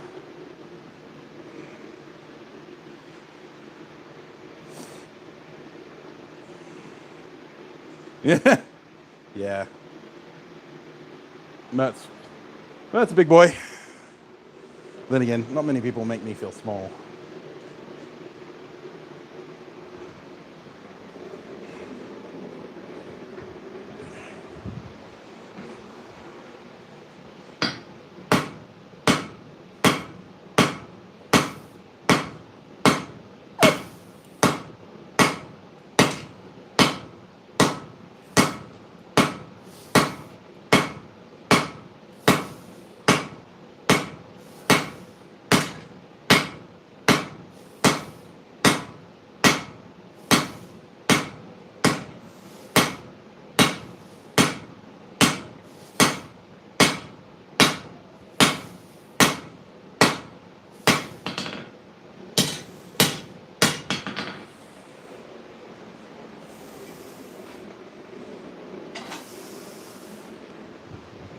Whew.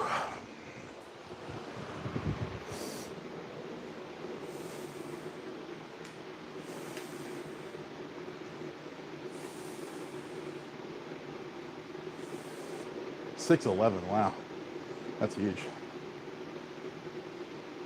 No, do not get polymer handled hammers. Ugh. Gross. You're in America, get some ash or some hickory. Hell, even maple. Yeah, spotted gum all the way.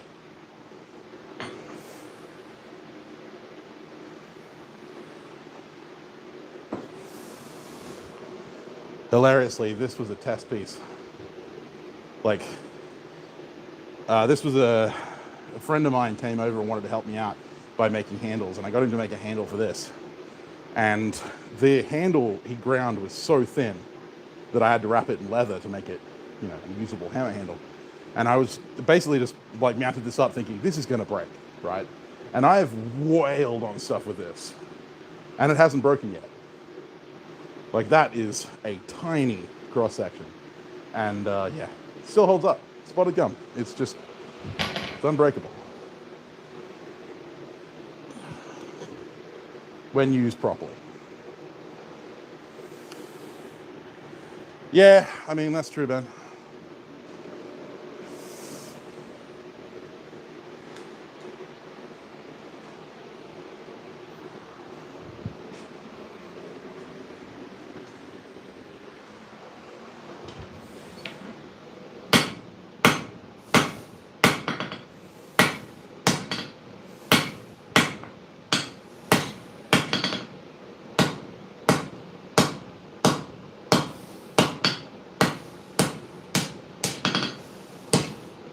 What you do is you go for his Achilles. The bigger they are, the harder they fall. I know that from experience.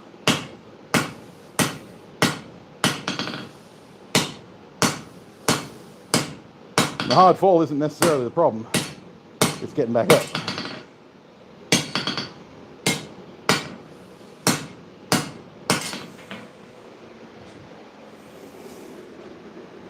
I just look like a beach turtle on its shell.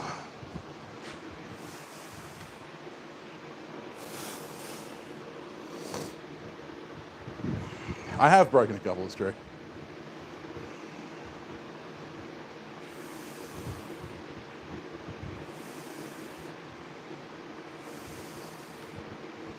It's only a pest tree in the eastern states, Aaron. It's native to WA.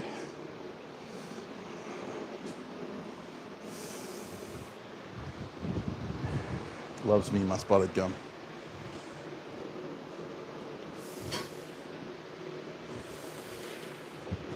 Kind of like kookaburras. Kookaburras are actually only native to the eastern states. Here in WA, they're actually considered an invasive species.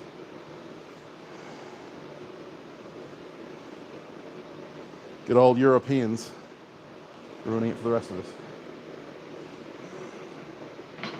Foxes and rabbits and cane toads. Yeah, we have carry. Carry's freaking everywhere here. There are like 16 carry trees across the road that are all like a meter in diameter. Great.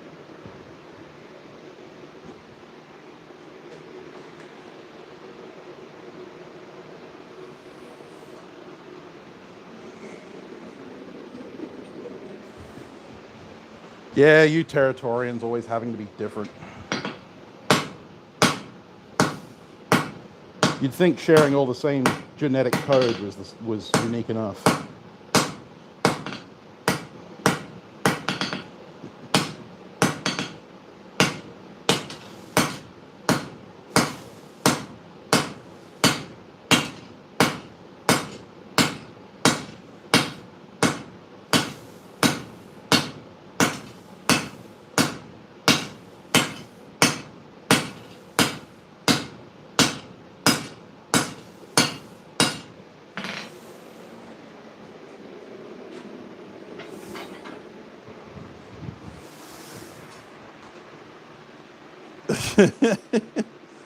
Thanks, Ash.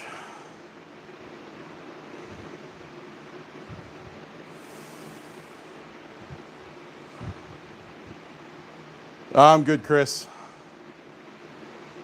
I've seen the photos of kudzu in the southeast. Pretty insane. Spiders aren't that big of a deal, Ben.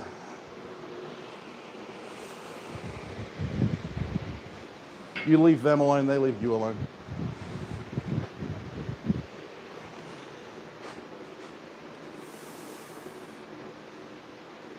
Well, don't lie to him, Adam. They are everywhere. It's just that they don't bother you.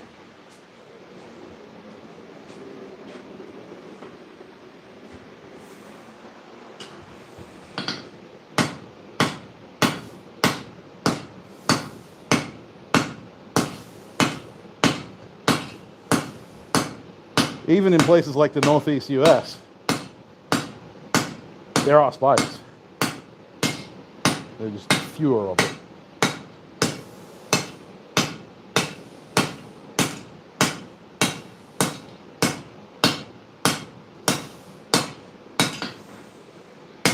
But like anywhere else, leave them alone. They'll leave you alone.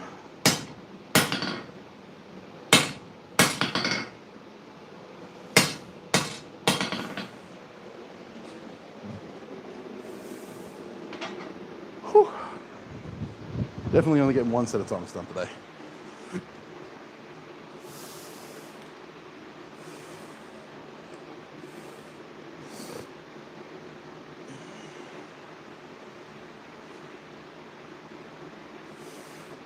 Actually, funnily enough, there's only one really deadly spider in Australia, and it's only in Sydney, basically. The Sydney funnel web. Yeah, well, koalas.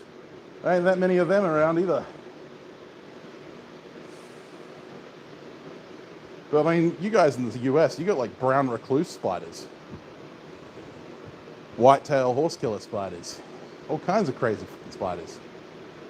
Hell, even your black widow is worse than our redback. Even though the redback is a species of black widow. The Arizonan black widow is much more brutal. Oh yeah, huntsman spiders. Like, huntsman spiders are the ones that everyone's scared of when they come to Australia, but realistically, huntsman spiders are the dumbest, fluffy-butted little assholes ever. Oh yeah, there's tons of different funnel web spiders, but the only one that's got a lethal dose of venom in it is the Sydney funnel web. Yeah, I've got a friend who actually had a brown recluse bite and like lost half of their calf.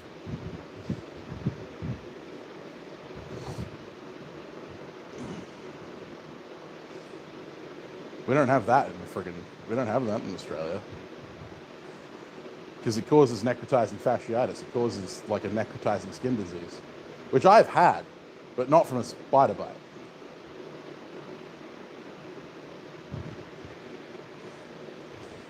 Yeah, the dumbest fluffy-butted assholes you've ever seen.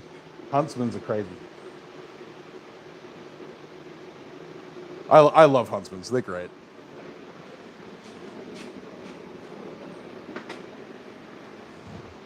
I say dumb with a great deal of love and affection. Much like my dog used to be. It was one of the dumbest animals I'd ever met. And she was also the most beautiful fucking dog I'd ever met.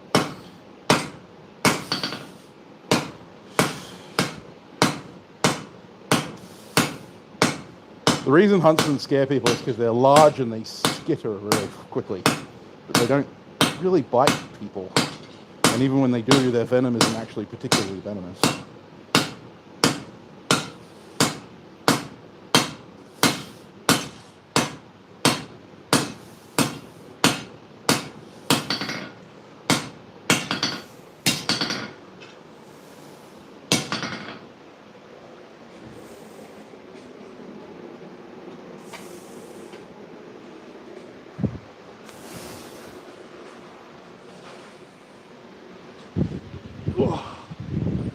Oh my God.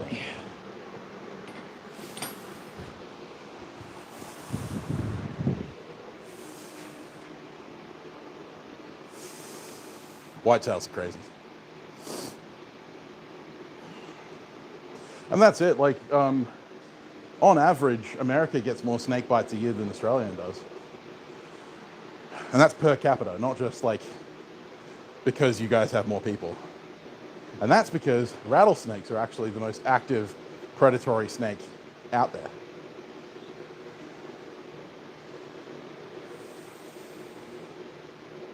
I mean, that's true too, Aaron. Hey, Agnes.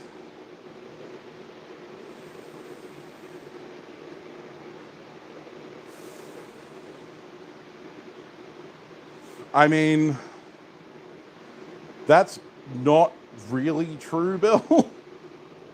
That's not how venom works.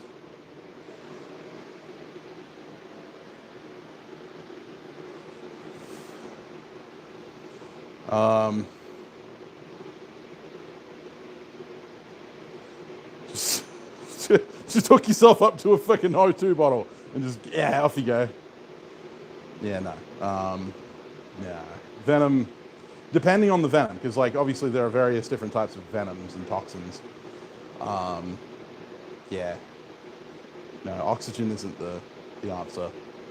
Actually, hyperoxygenated blood would, like, potentially cause the venom to move faster through your system because the heart would be pumping it faster because, you know, like, and the muscles would be uptaking lots more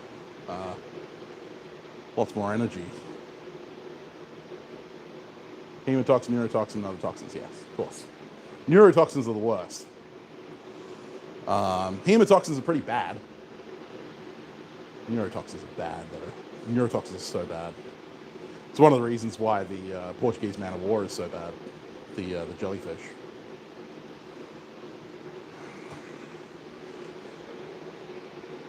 And I think the stonefish's venom is a neurotoxin as well. I know the gaboon viper and the rattlesnake are both hemotoxin venoms.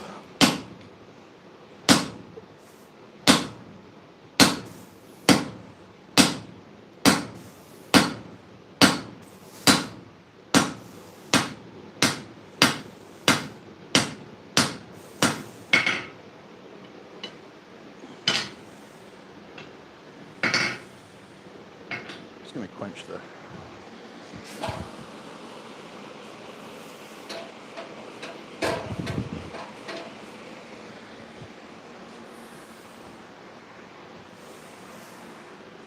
Don't need that anymore.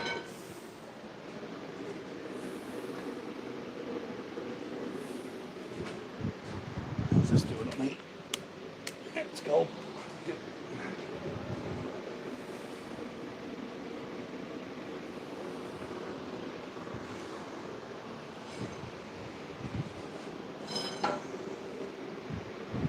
Oh. Gimpy, oof. Manowar is incredibly pretty.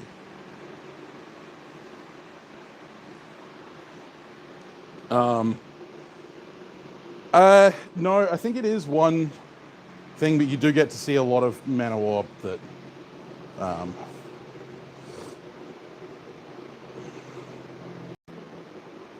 sorry, just dropped out a little bit. Internet's a bit frazzled. Something like that, Ben.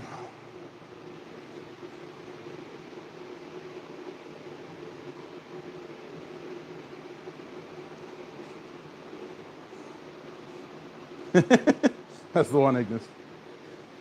I mean, meth heads are pretty bad here. We're actually the meth capital of the world.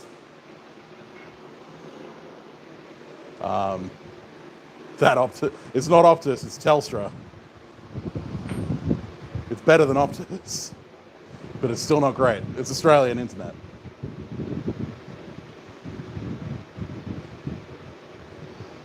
Yeah, it has a symbiotic relationship with other fish. But yeah, the Gimpy is freaking terrifying.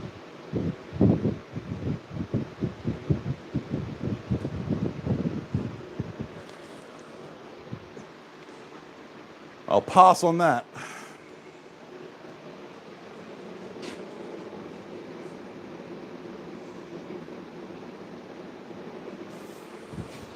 For those of you who don't know, the Gimpy is a tree, sometimes known as the suicide plant,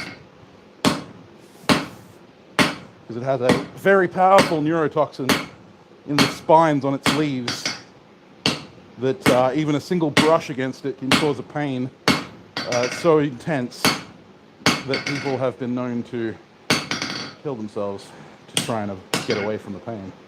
It's also been known to cause that same reaction in animals that have had made contact with it. Welcome to Australia, where not only animals will kill you, but the plants will too. And if they won't kill you directly, they'll make you do it yourself.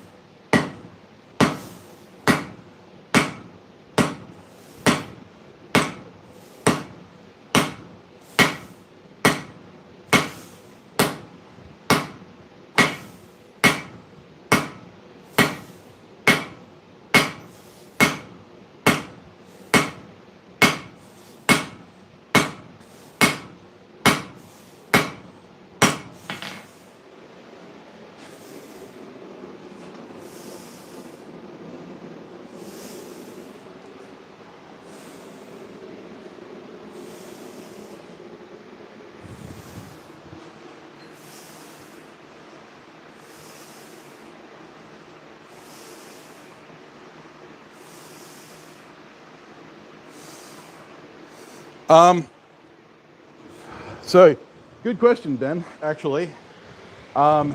Yes and no. So, the reason that stainless steels are so hard to heat treat is because chromium is so very responsive to carbide formation.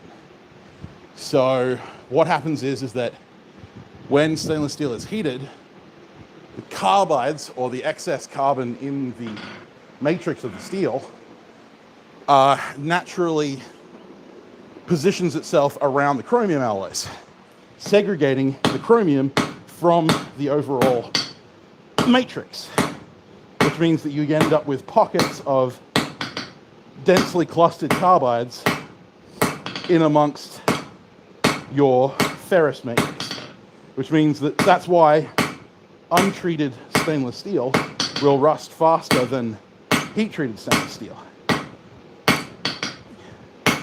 The problem is that because, like, the answer to your question is kind of yes, because chromium is inert when active with ferrous ions, so iron. It doesn't want to go into fluid. It doesn't want to go into that austenitic phase that we see in standard carbon steels. So the reason that we have to soak it at a much higher temperature than carbon steels is to coax the chromium and the carbon that is segregated around it to reintroduce itself into the alloy matrix in order to then get a homogeneous mixing of the chromium alloy within the matrix, which the chromium alloy, even when segregated, even when homogenized, still segregates carbides. The whole aim of heat treating stainless is to minimize the size of the chromium deposits, therefore minimizing the size of your carbides. So you want microcrystalline carbides rather than macrocrystalline carbides.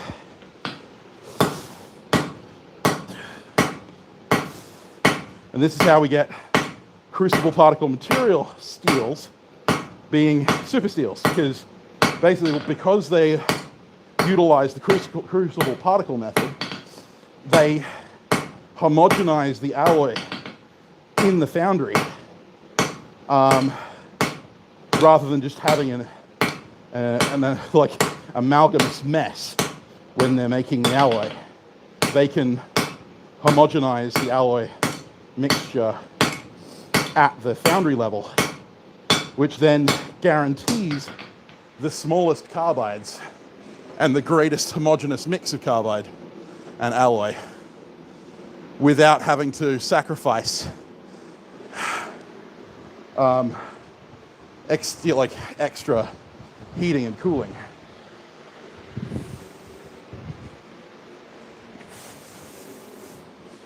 So the main advantage that stainless has over high carbon steels is its ability to form almost monomolecular carbides. And obviously carbide is basically just diamond. It is, solid carbon or close to an alloy thereof, which is incredibly hard and wear resistant, but also brittle. So we want it to be as small as possible so that there is enough ferrous matrix around the carbides and homogeneous around the carbides to ensure ductility around the incredibly brittle carbide matrix. Well, that's the basics of it, at least. It's a little bit more complex than that, but that is the basic phraseology. Hopefully that made sense.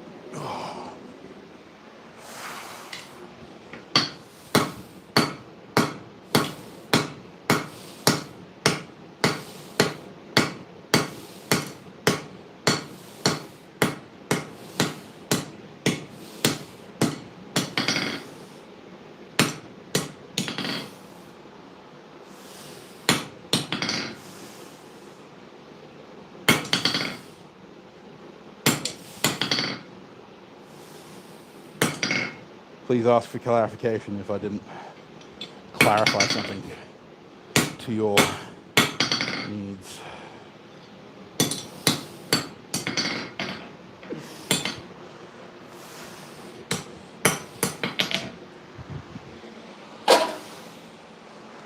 Whew.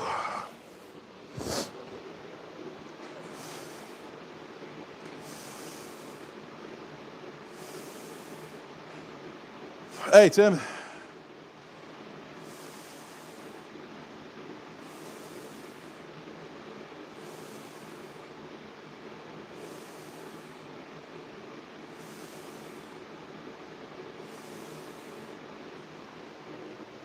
All right, Alan, have a good one, mate.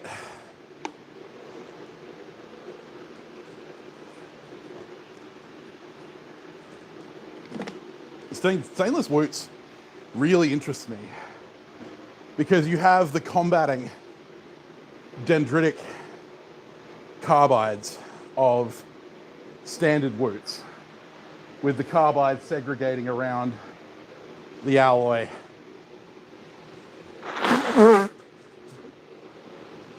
An alloy like titanium or tungsten or vanadium, to then add enough chromium that you are getting chromium carbides,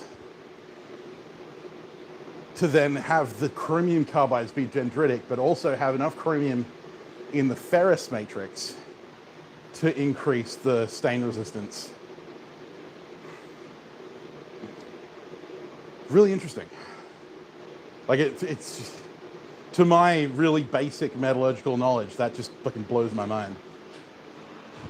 Okay, so dendrites. Dendritic refers to dendrites, so polycrystalline dendrites, dendrite crystals. So dendritic crystals are basically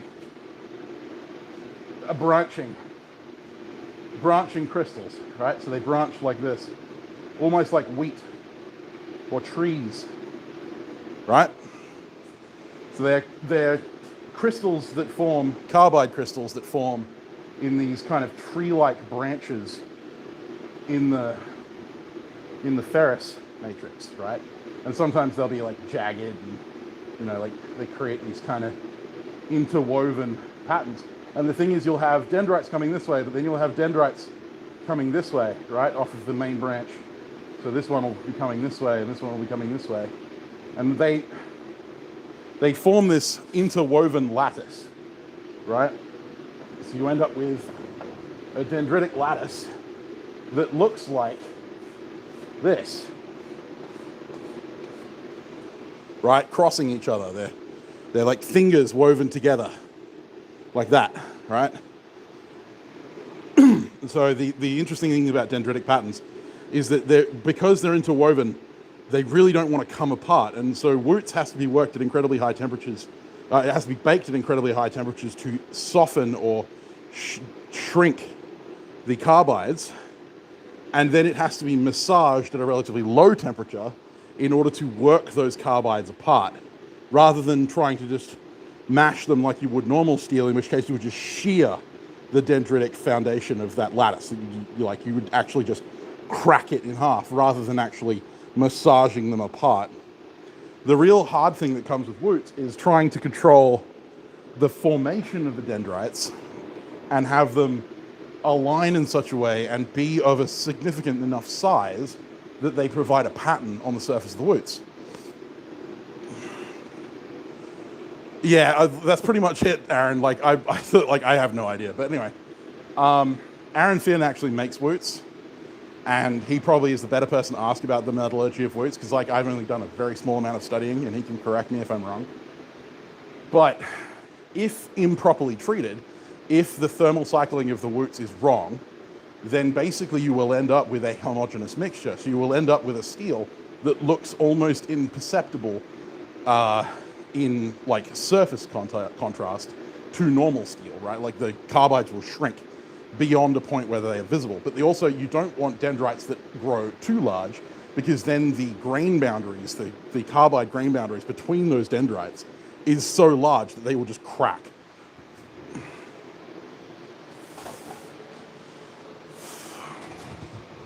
Yeah, so like Aaron says, you'll have like a key dendrite, and then you'll have branching dendrites, and each of those dendrites will then have its own branch, and it's, pretty much, Ben. Like that's the basic idea.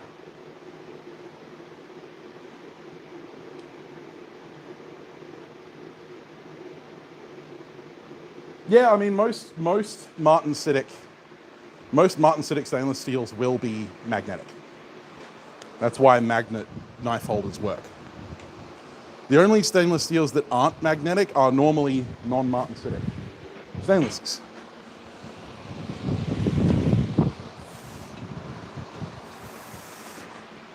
And I say normally because that's not always the case. There are some martensitic steels that do not have that magnetic property. Damn it.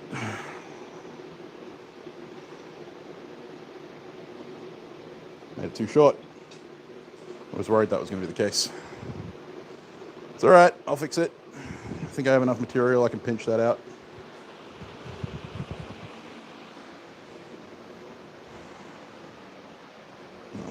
All right, work on that.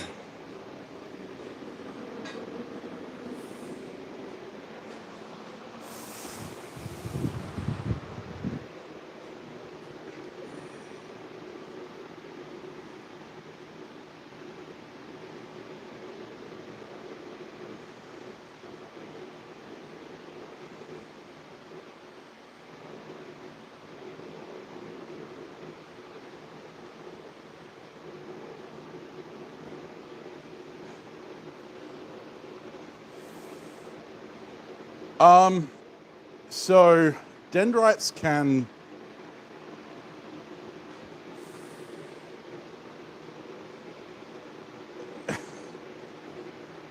I mean, the electromagnetic fields of the Earth aren't strong enough that they would really control the formation of non-magnetic carbides. That's kind of the problem. Oh man, like Peter's a fucking like bottomless well. So dendrites do form in hypereutectoid steels. So any hypereutectoid steel that has significant alloying content, for instance, where W2 is quite a very, thanks Chris. So W2 quite famously ends up with what's called alloy banding. And when you do hormones, a lot of the time people who do hormones, it's actually, the alloy binding happens whether you do the hormone or not, but it's only because they're doing the hormone and they etch the knife that they see the alloy banding. Alloy banding is carbides that have formed around the alloy that is not in solution when quenched, right? So it can be a symbol of an improper heat treat, or it can be a symptom of forging at high heats and stuff and having that alloy come out of solution, specifically chromium, vanadium, that kind of thing, and then forming carbides around itself. So like thermal cycling hypereutectoid steels before doing hormones is incredibly important if you don't want alloy banding. But alloy banding is not always, but can be dendritic, because you are forming carbides, right? And so you can actually get, and actually Yes, that's what I was about to say. I was literally about to say that, Aaron. So Angel Sword Woots. So Angel Sword is a company over in the US that makes swords that have a Woots-like pattern, and it's normally W1 or 52-100 or a mix thereof, which they have then heated specifically with the intention of bringing the alloy out of solution in order to form dendritic carbides. And so therefore it looks like Woots. It's got that like kind of semi-dendritic alloy banding look. And they've actually trademarked that whole process. So yeah, they talk about like how their swords are Woots, but they're not. They're actually just alloy banding. They're artificially alloy banded W1 and 52-100 steel that has just been heated to bring the alloy out of solution to form dendritic carbides. So yes, it can happen, and it does happen, especially in hyper-eutectoid steels with any amount of alloys present. So W1, W2, and 52-100 are quite common to see alloy banding in, which is a form of dendritic or carbide segregant pattern. And Angel Sword are arseholes. I said that because I'm in Australia.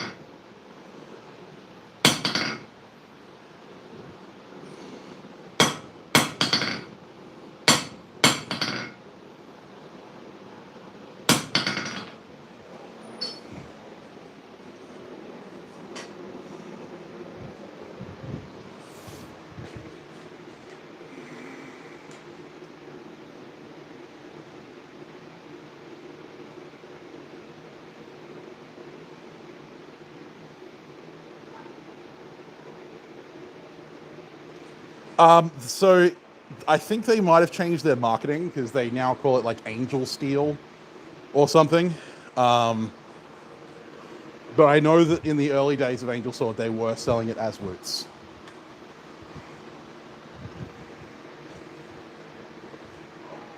There was a whole video on it, actually. I think I came across the video first years ago, well before I got into any of this.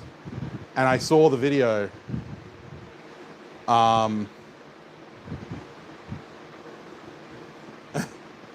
So I saw a video where like they were talking about Angel Sword, and he did like the world record for the biggest tatami cut or something. And anyway, he ended up fucking, yeah. They had this like generic process and all that kind of stuff, and I was kind of really interested in that, but I was kind of like whatever. And it wasn't until I spoke to Peter Burt, funnily enough, that Peter pointed out that that's what Angel Sword were doing, which was quite funny. Because he was like, oh, if you want to play around with alloy banding, just do this. You can like do that. And I was like, and he's like, but don't do it in America and don't try and sell it because Angel Sword will sue you. And I was like, oh, fair. And I don't like gatekeepers. I don't like them. Gatekeepers can suck my left nut. Not my right one, though. It's my favorite.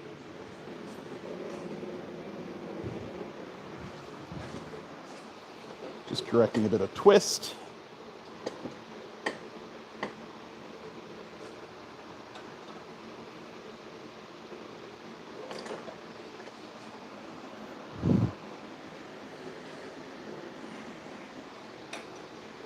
Well, that's what they've done. They've patented the process of making angel steel.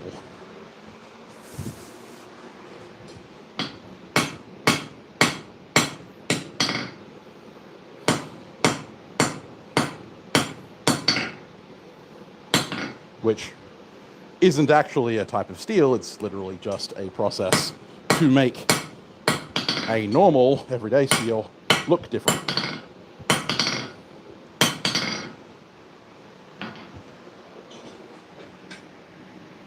That'll do.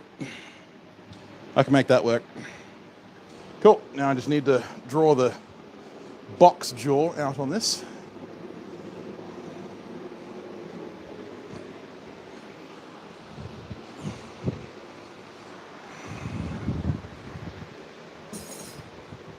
Need the froggy French crossbeam.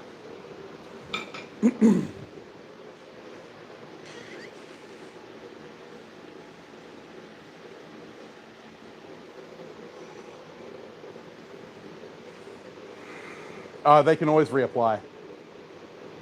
Hey Chad, we're making some box jaw tongs.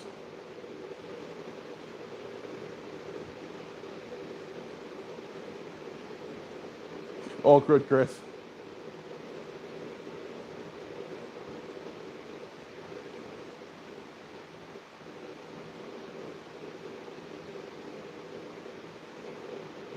I mean, true woots is a misnomer in and of itself, because like even woots that was made, like the problem with the whole Damascus steel debate is that, like, yes, any steel that wasn't made in Damascus is just sparkling steel, but like woots itself is not an Arabic name. Like, it's not, woots is not the original name that was given to it by the Damascene people. Damascus was made from woots, but woots, the actual material, was developed in India, Sri Lanka, like the Asian, like, coastal regions.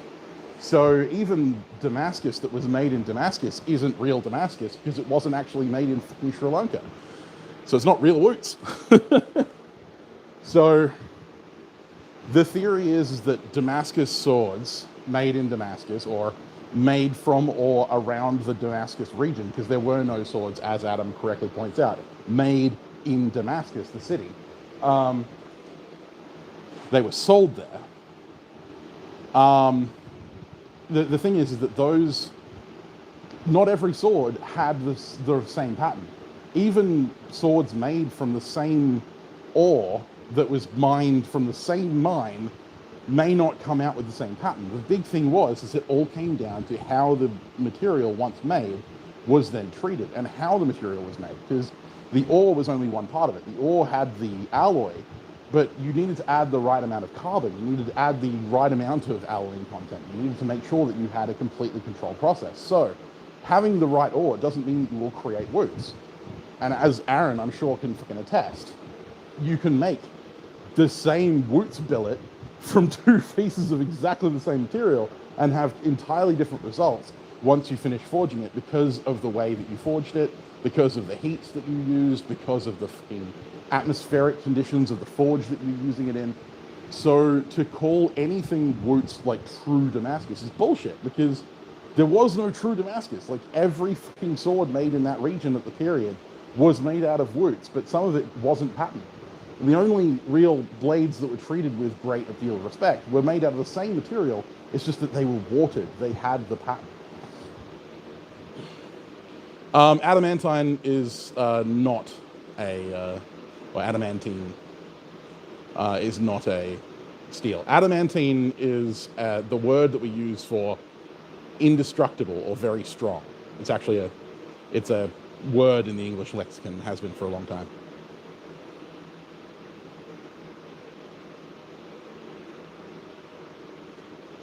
Yes, Chad, and that's actually one of the things that we know. That's one of the things we know about woots, is that a lot of woots that we have found, especially like Indian, Tulwar, and stuff like that, weren't hardened, right? And the reason for that is because the way that woots forms is it's got dendritic carbides, right? It's got these big carbide flakes traveling all the way through it. Think of it like grains of sand in yogurt, right? If you then harden the material around the hard shit, then there is nothing soft to stop it from breaking, right? So therefore, you end up with a lot of Wootz blades being soft steel with those dendritic carbides. And the dendritic carbides do all the cutting, right? Because they're the hard, sharp pieces in the mix, right? They're the sand and the yogurt. The yogurt itself doesn't do any of the cutting. It just holds the material to do the cutting. So in some of the textbooks that I've seen, like translated and stuff, there was some reference to air quenching, where they would use like a tunnel, a wind tunnel on the side of a mountain, and the wind would like blow into the side of the mountain and then up, and they would just hold it out in there, and it would cool the edges faster than it would cool the core. Like there's some reference for that, but like that's the thing. It's like, as Aaron will point out, I'm sure, you can have an unhardened billet that has good cutting capabilities purely because of the carbide segregated inside the thing. Like the glue, yeah, exactly. Like the glue or the paper that holds the sandpaper together. It's not the thing doing the cutting. So the paper doesn't do anything, the glue doesn't do anything, but it holds the sand that does the cutting. So, yes. And you can have hardened Wootz. Like most of the Wootz that I know is made these days by Peter Burton, Aaron Sim, and all those guys. They make it and they harden it, and you know they get away with it because we understand the chemistry a little better.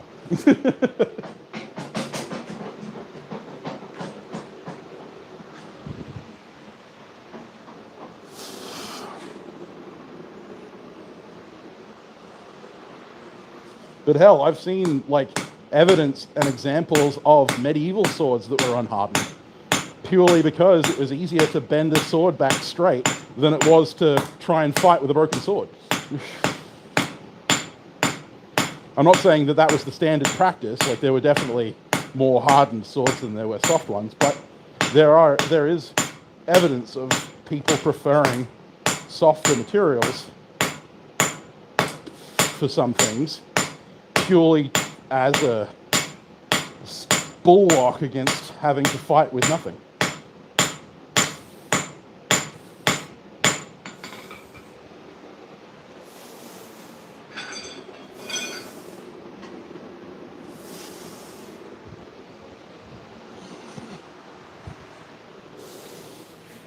So yeah.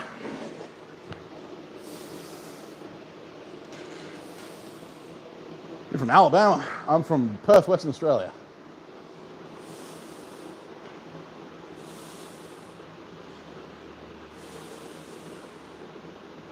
Yeah, doesn't surprise me, Aaron. No worries, Ben.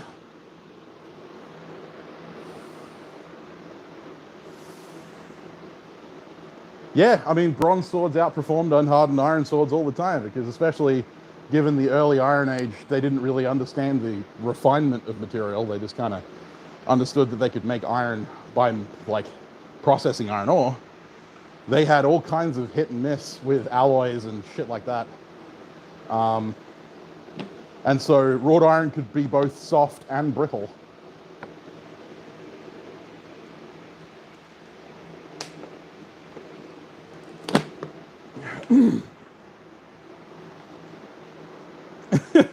Yeah, and that's it.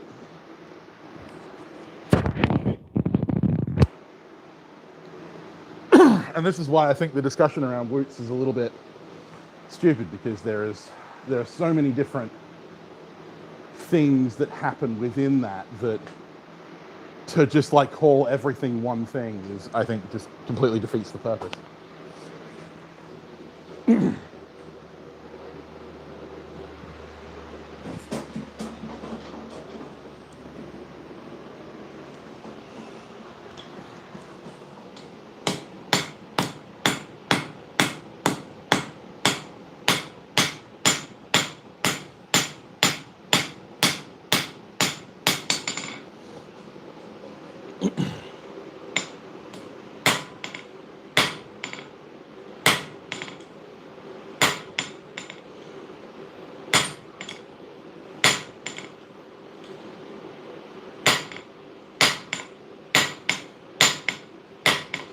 Now's when I wish I had a striker.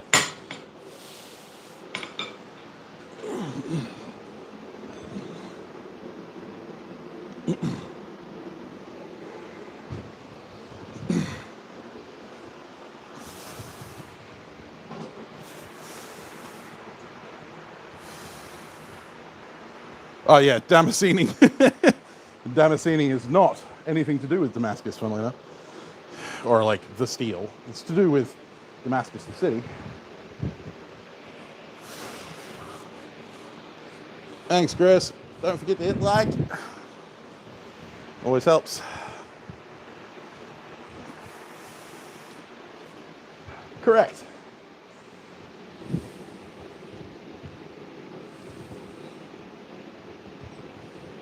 I'm friggin' super psyched for that, Aaron. Gonna have to take a look because I love that kind of stuff.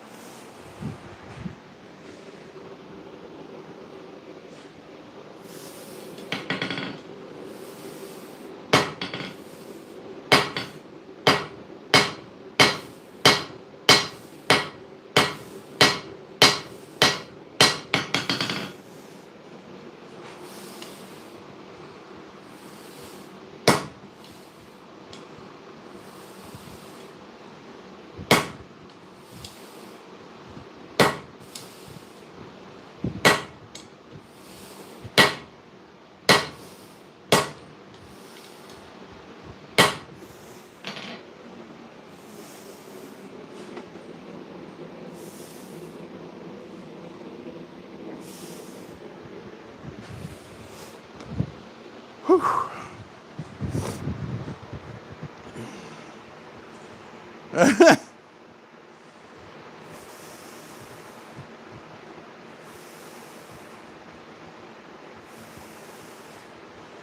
I mean, yeah, no, the hardness of the anvil doesn't actually matter as far as I'm concerned. The only thing it prevents is anvil damage.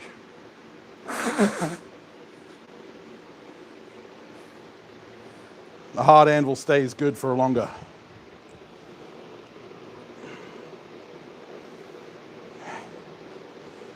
But yeah, no, you can have a soft face anvil for most purposes and it won't hurt you. If anything, it'll teach you to be more careful with where you put your hammer.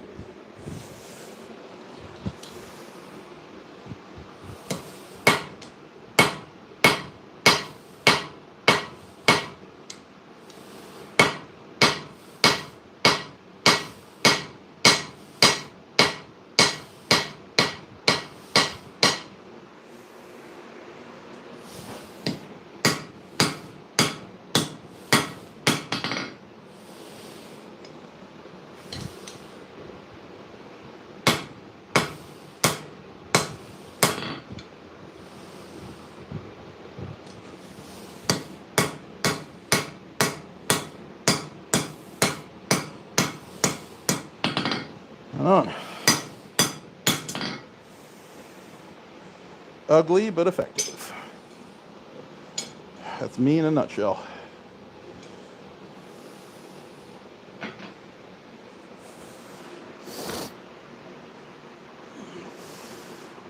Need to give it a bit of a twist.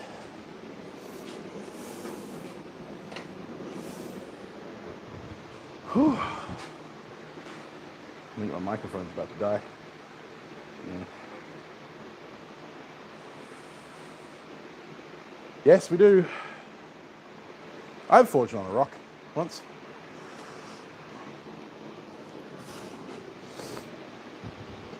I mean, my first anvil was or not my first, but my second. My second anvil that I had for many years was a cast iron Chinese anvil, which was both soft and brittle.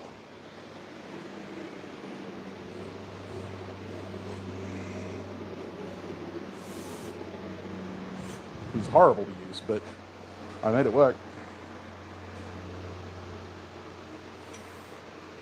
Need a bit of a twist.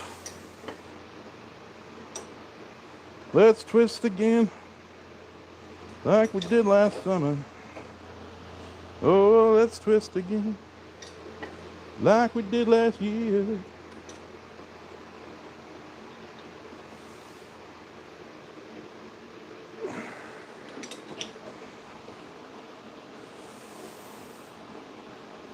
Luke.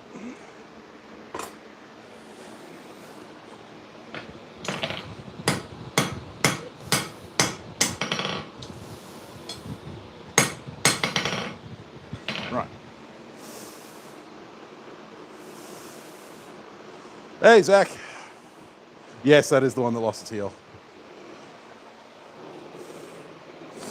It is the other host of the Forgecast. I'm going to point you in this direction while I do something that Caitlin would disapprove of.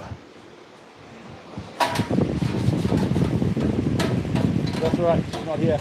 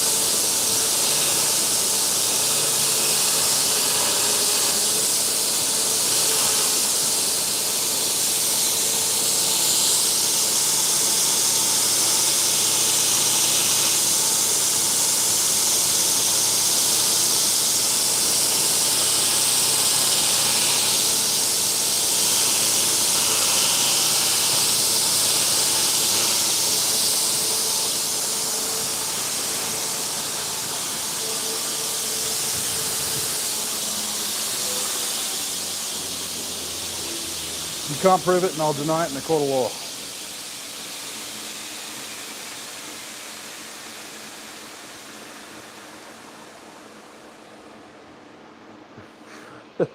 Well, you can't have one, and unless you want to trade me for a Gibson 72.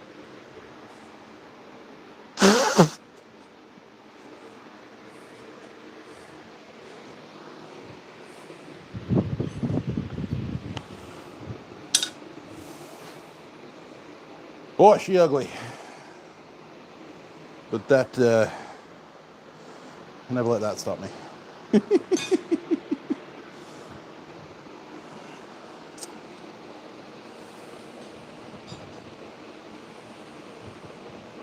Terrible.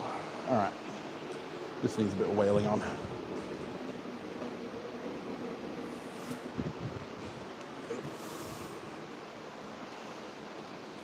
That's correct. Yeah, he only does the Scorpion now.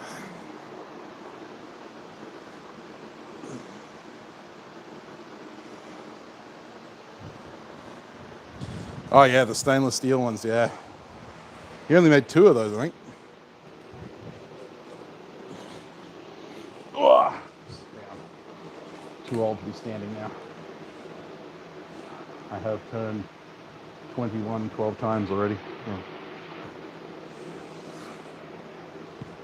11, whichever. Oh, I've only got 9% battery left. Nice.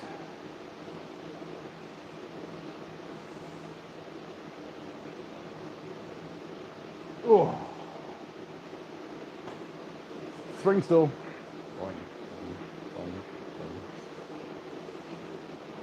Yeah, that's the one, Zach. I'm making some new Fox jaws. I'm probably going to have to jump off because I've only got 9% battery on my camera left. Ugh. But yes, this is the box jaw, or the pre box jaw, ground up, ready to turn the ears in. Just need to probably take it back to the grinder, just fix up a little bit. But that's all right. I'll do that off camera. Anyway, thank you guys very much for hanging out. I do appreciate it. Hanging out for my birthday. This was my birthday party. So thank you very much to everyone who sent a super chat. I do really appreciate it. It does help. New content is coming, I promise. And I will try and get back into the swing of things very soon. And I will, be with you soon. I really do appreciate the support, guys. I'm sorry I've been so distant lately, but see you soon, guys. Bye.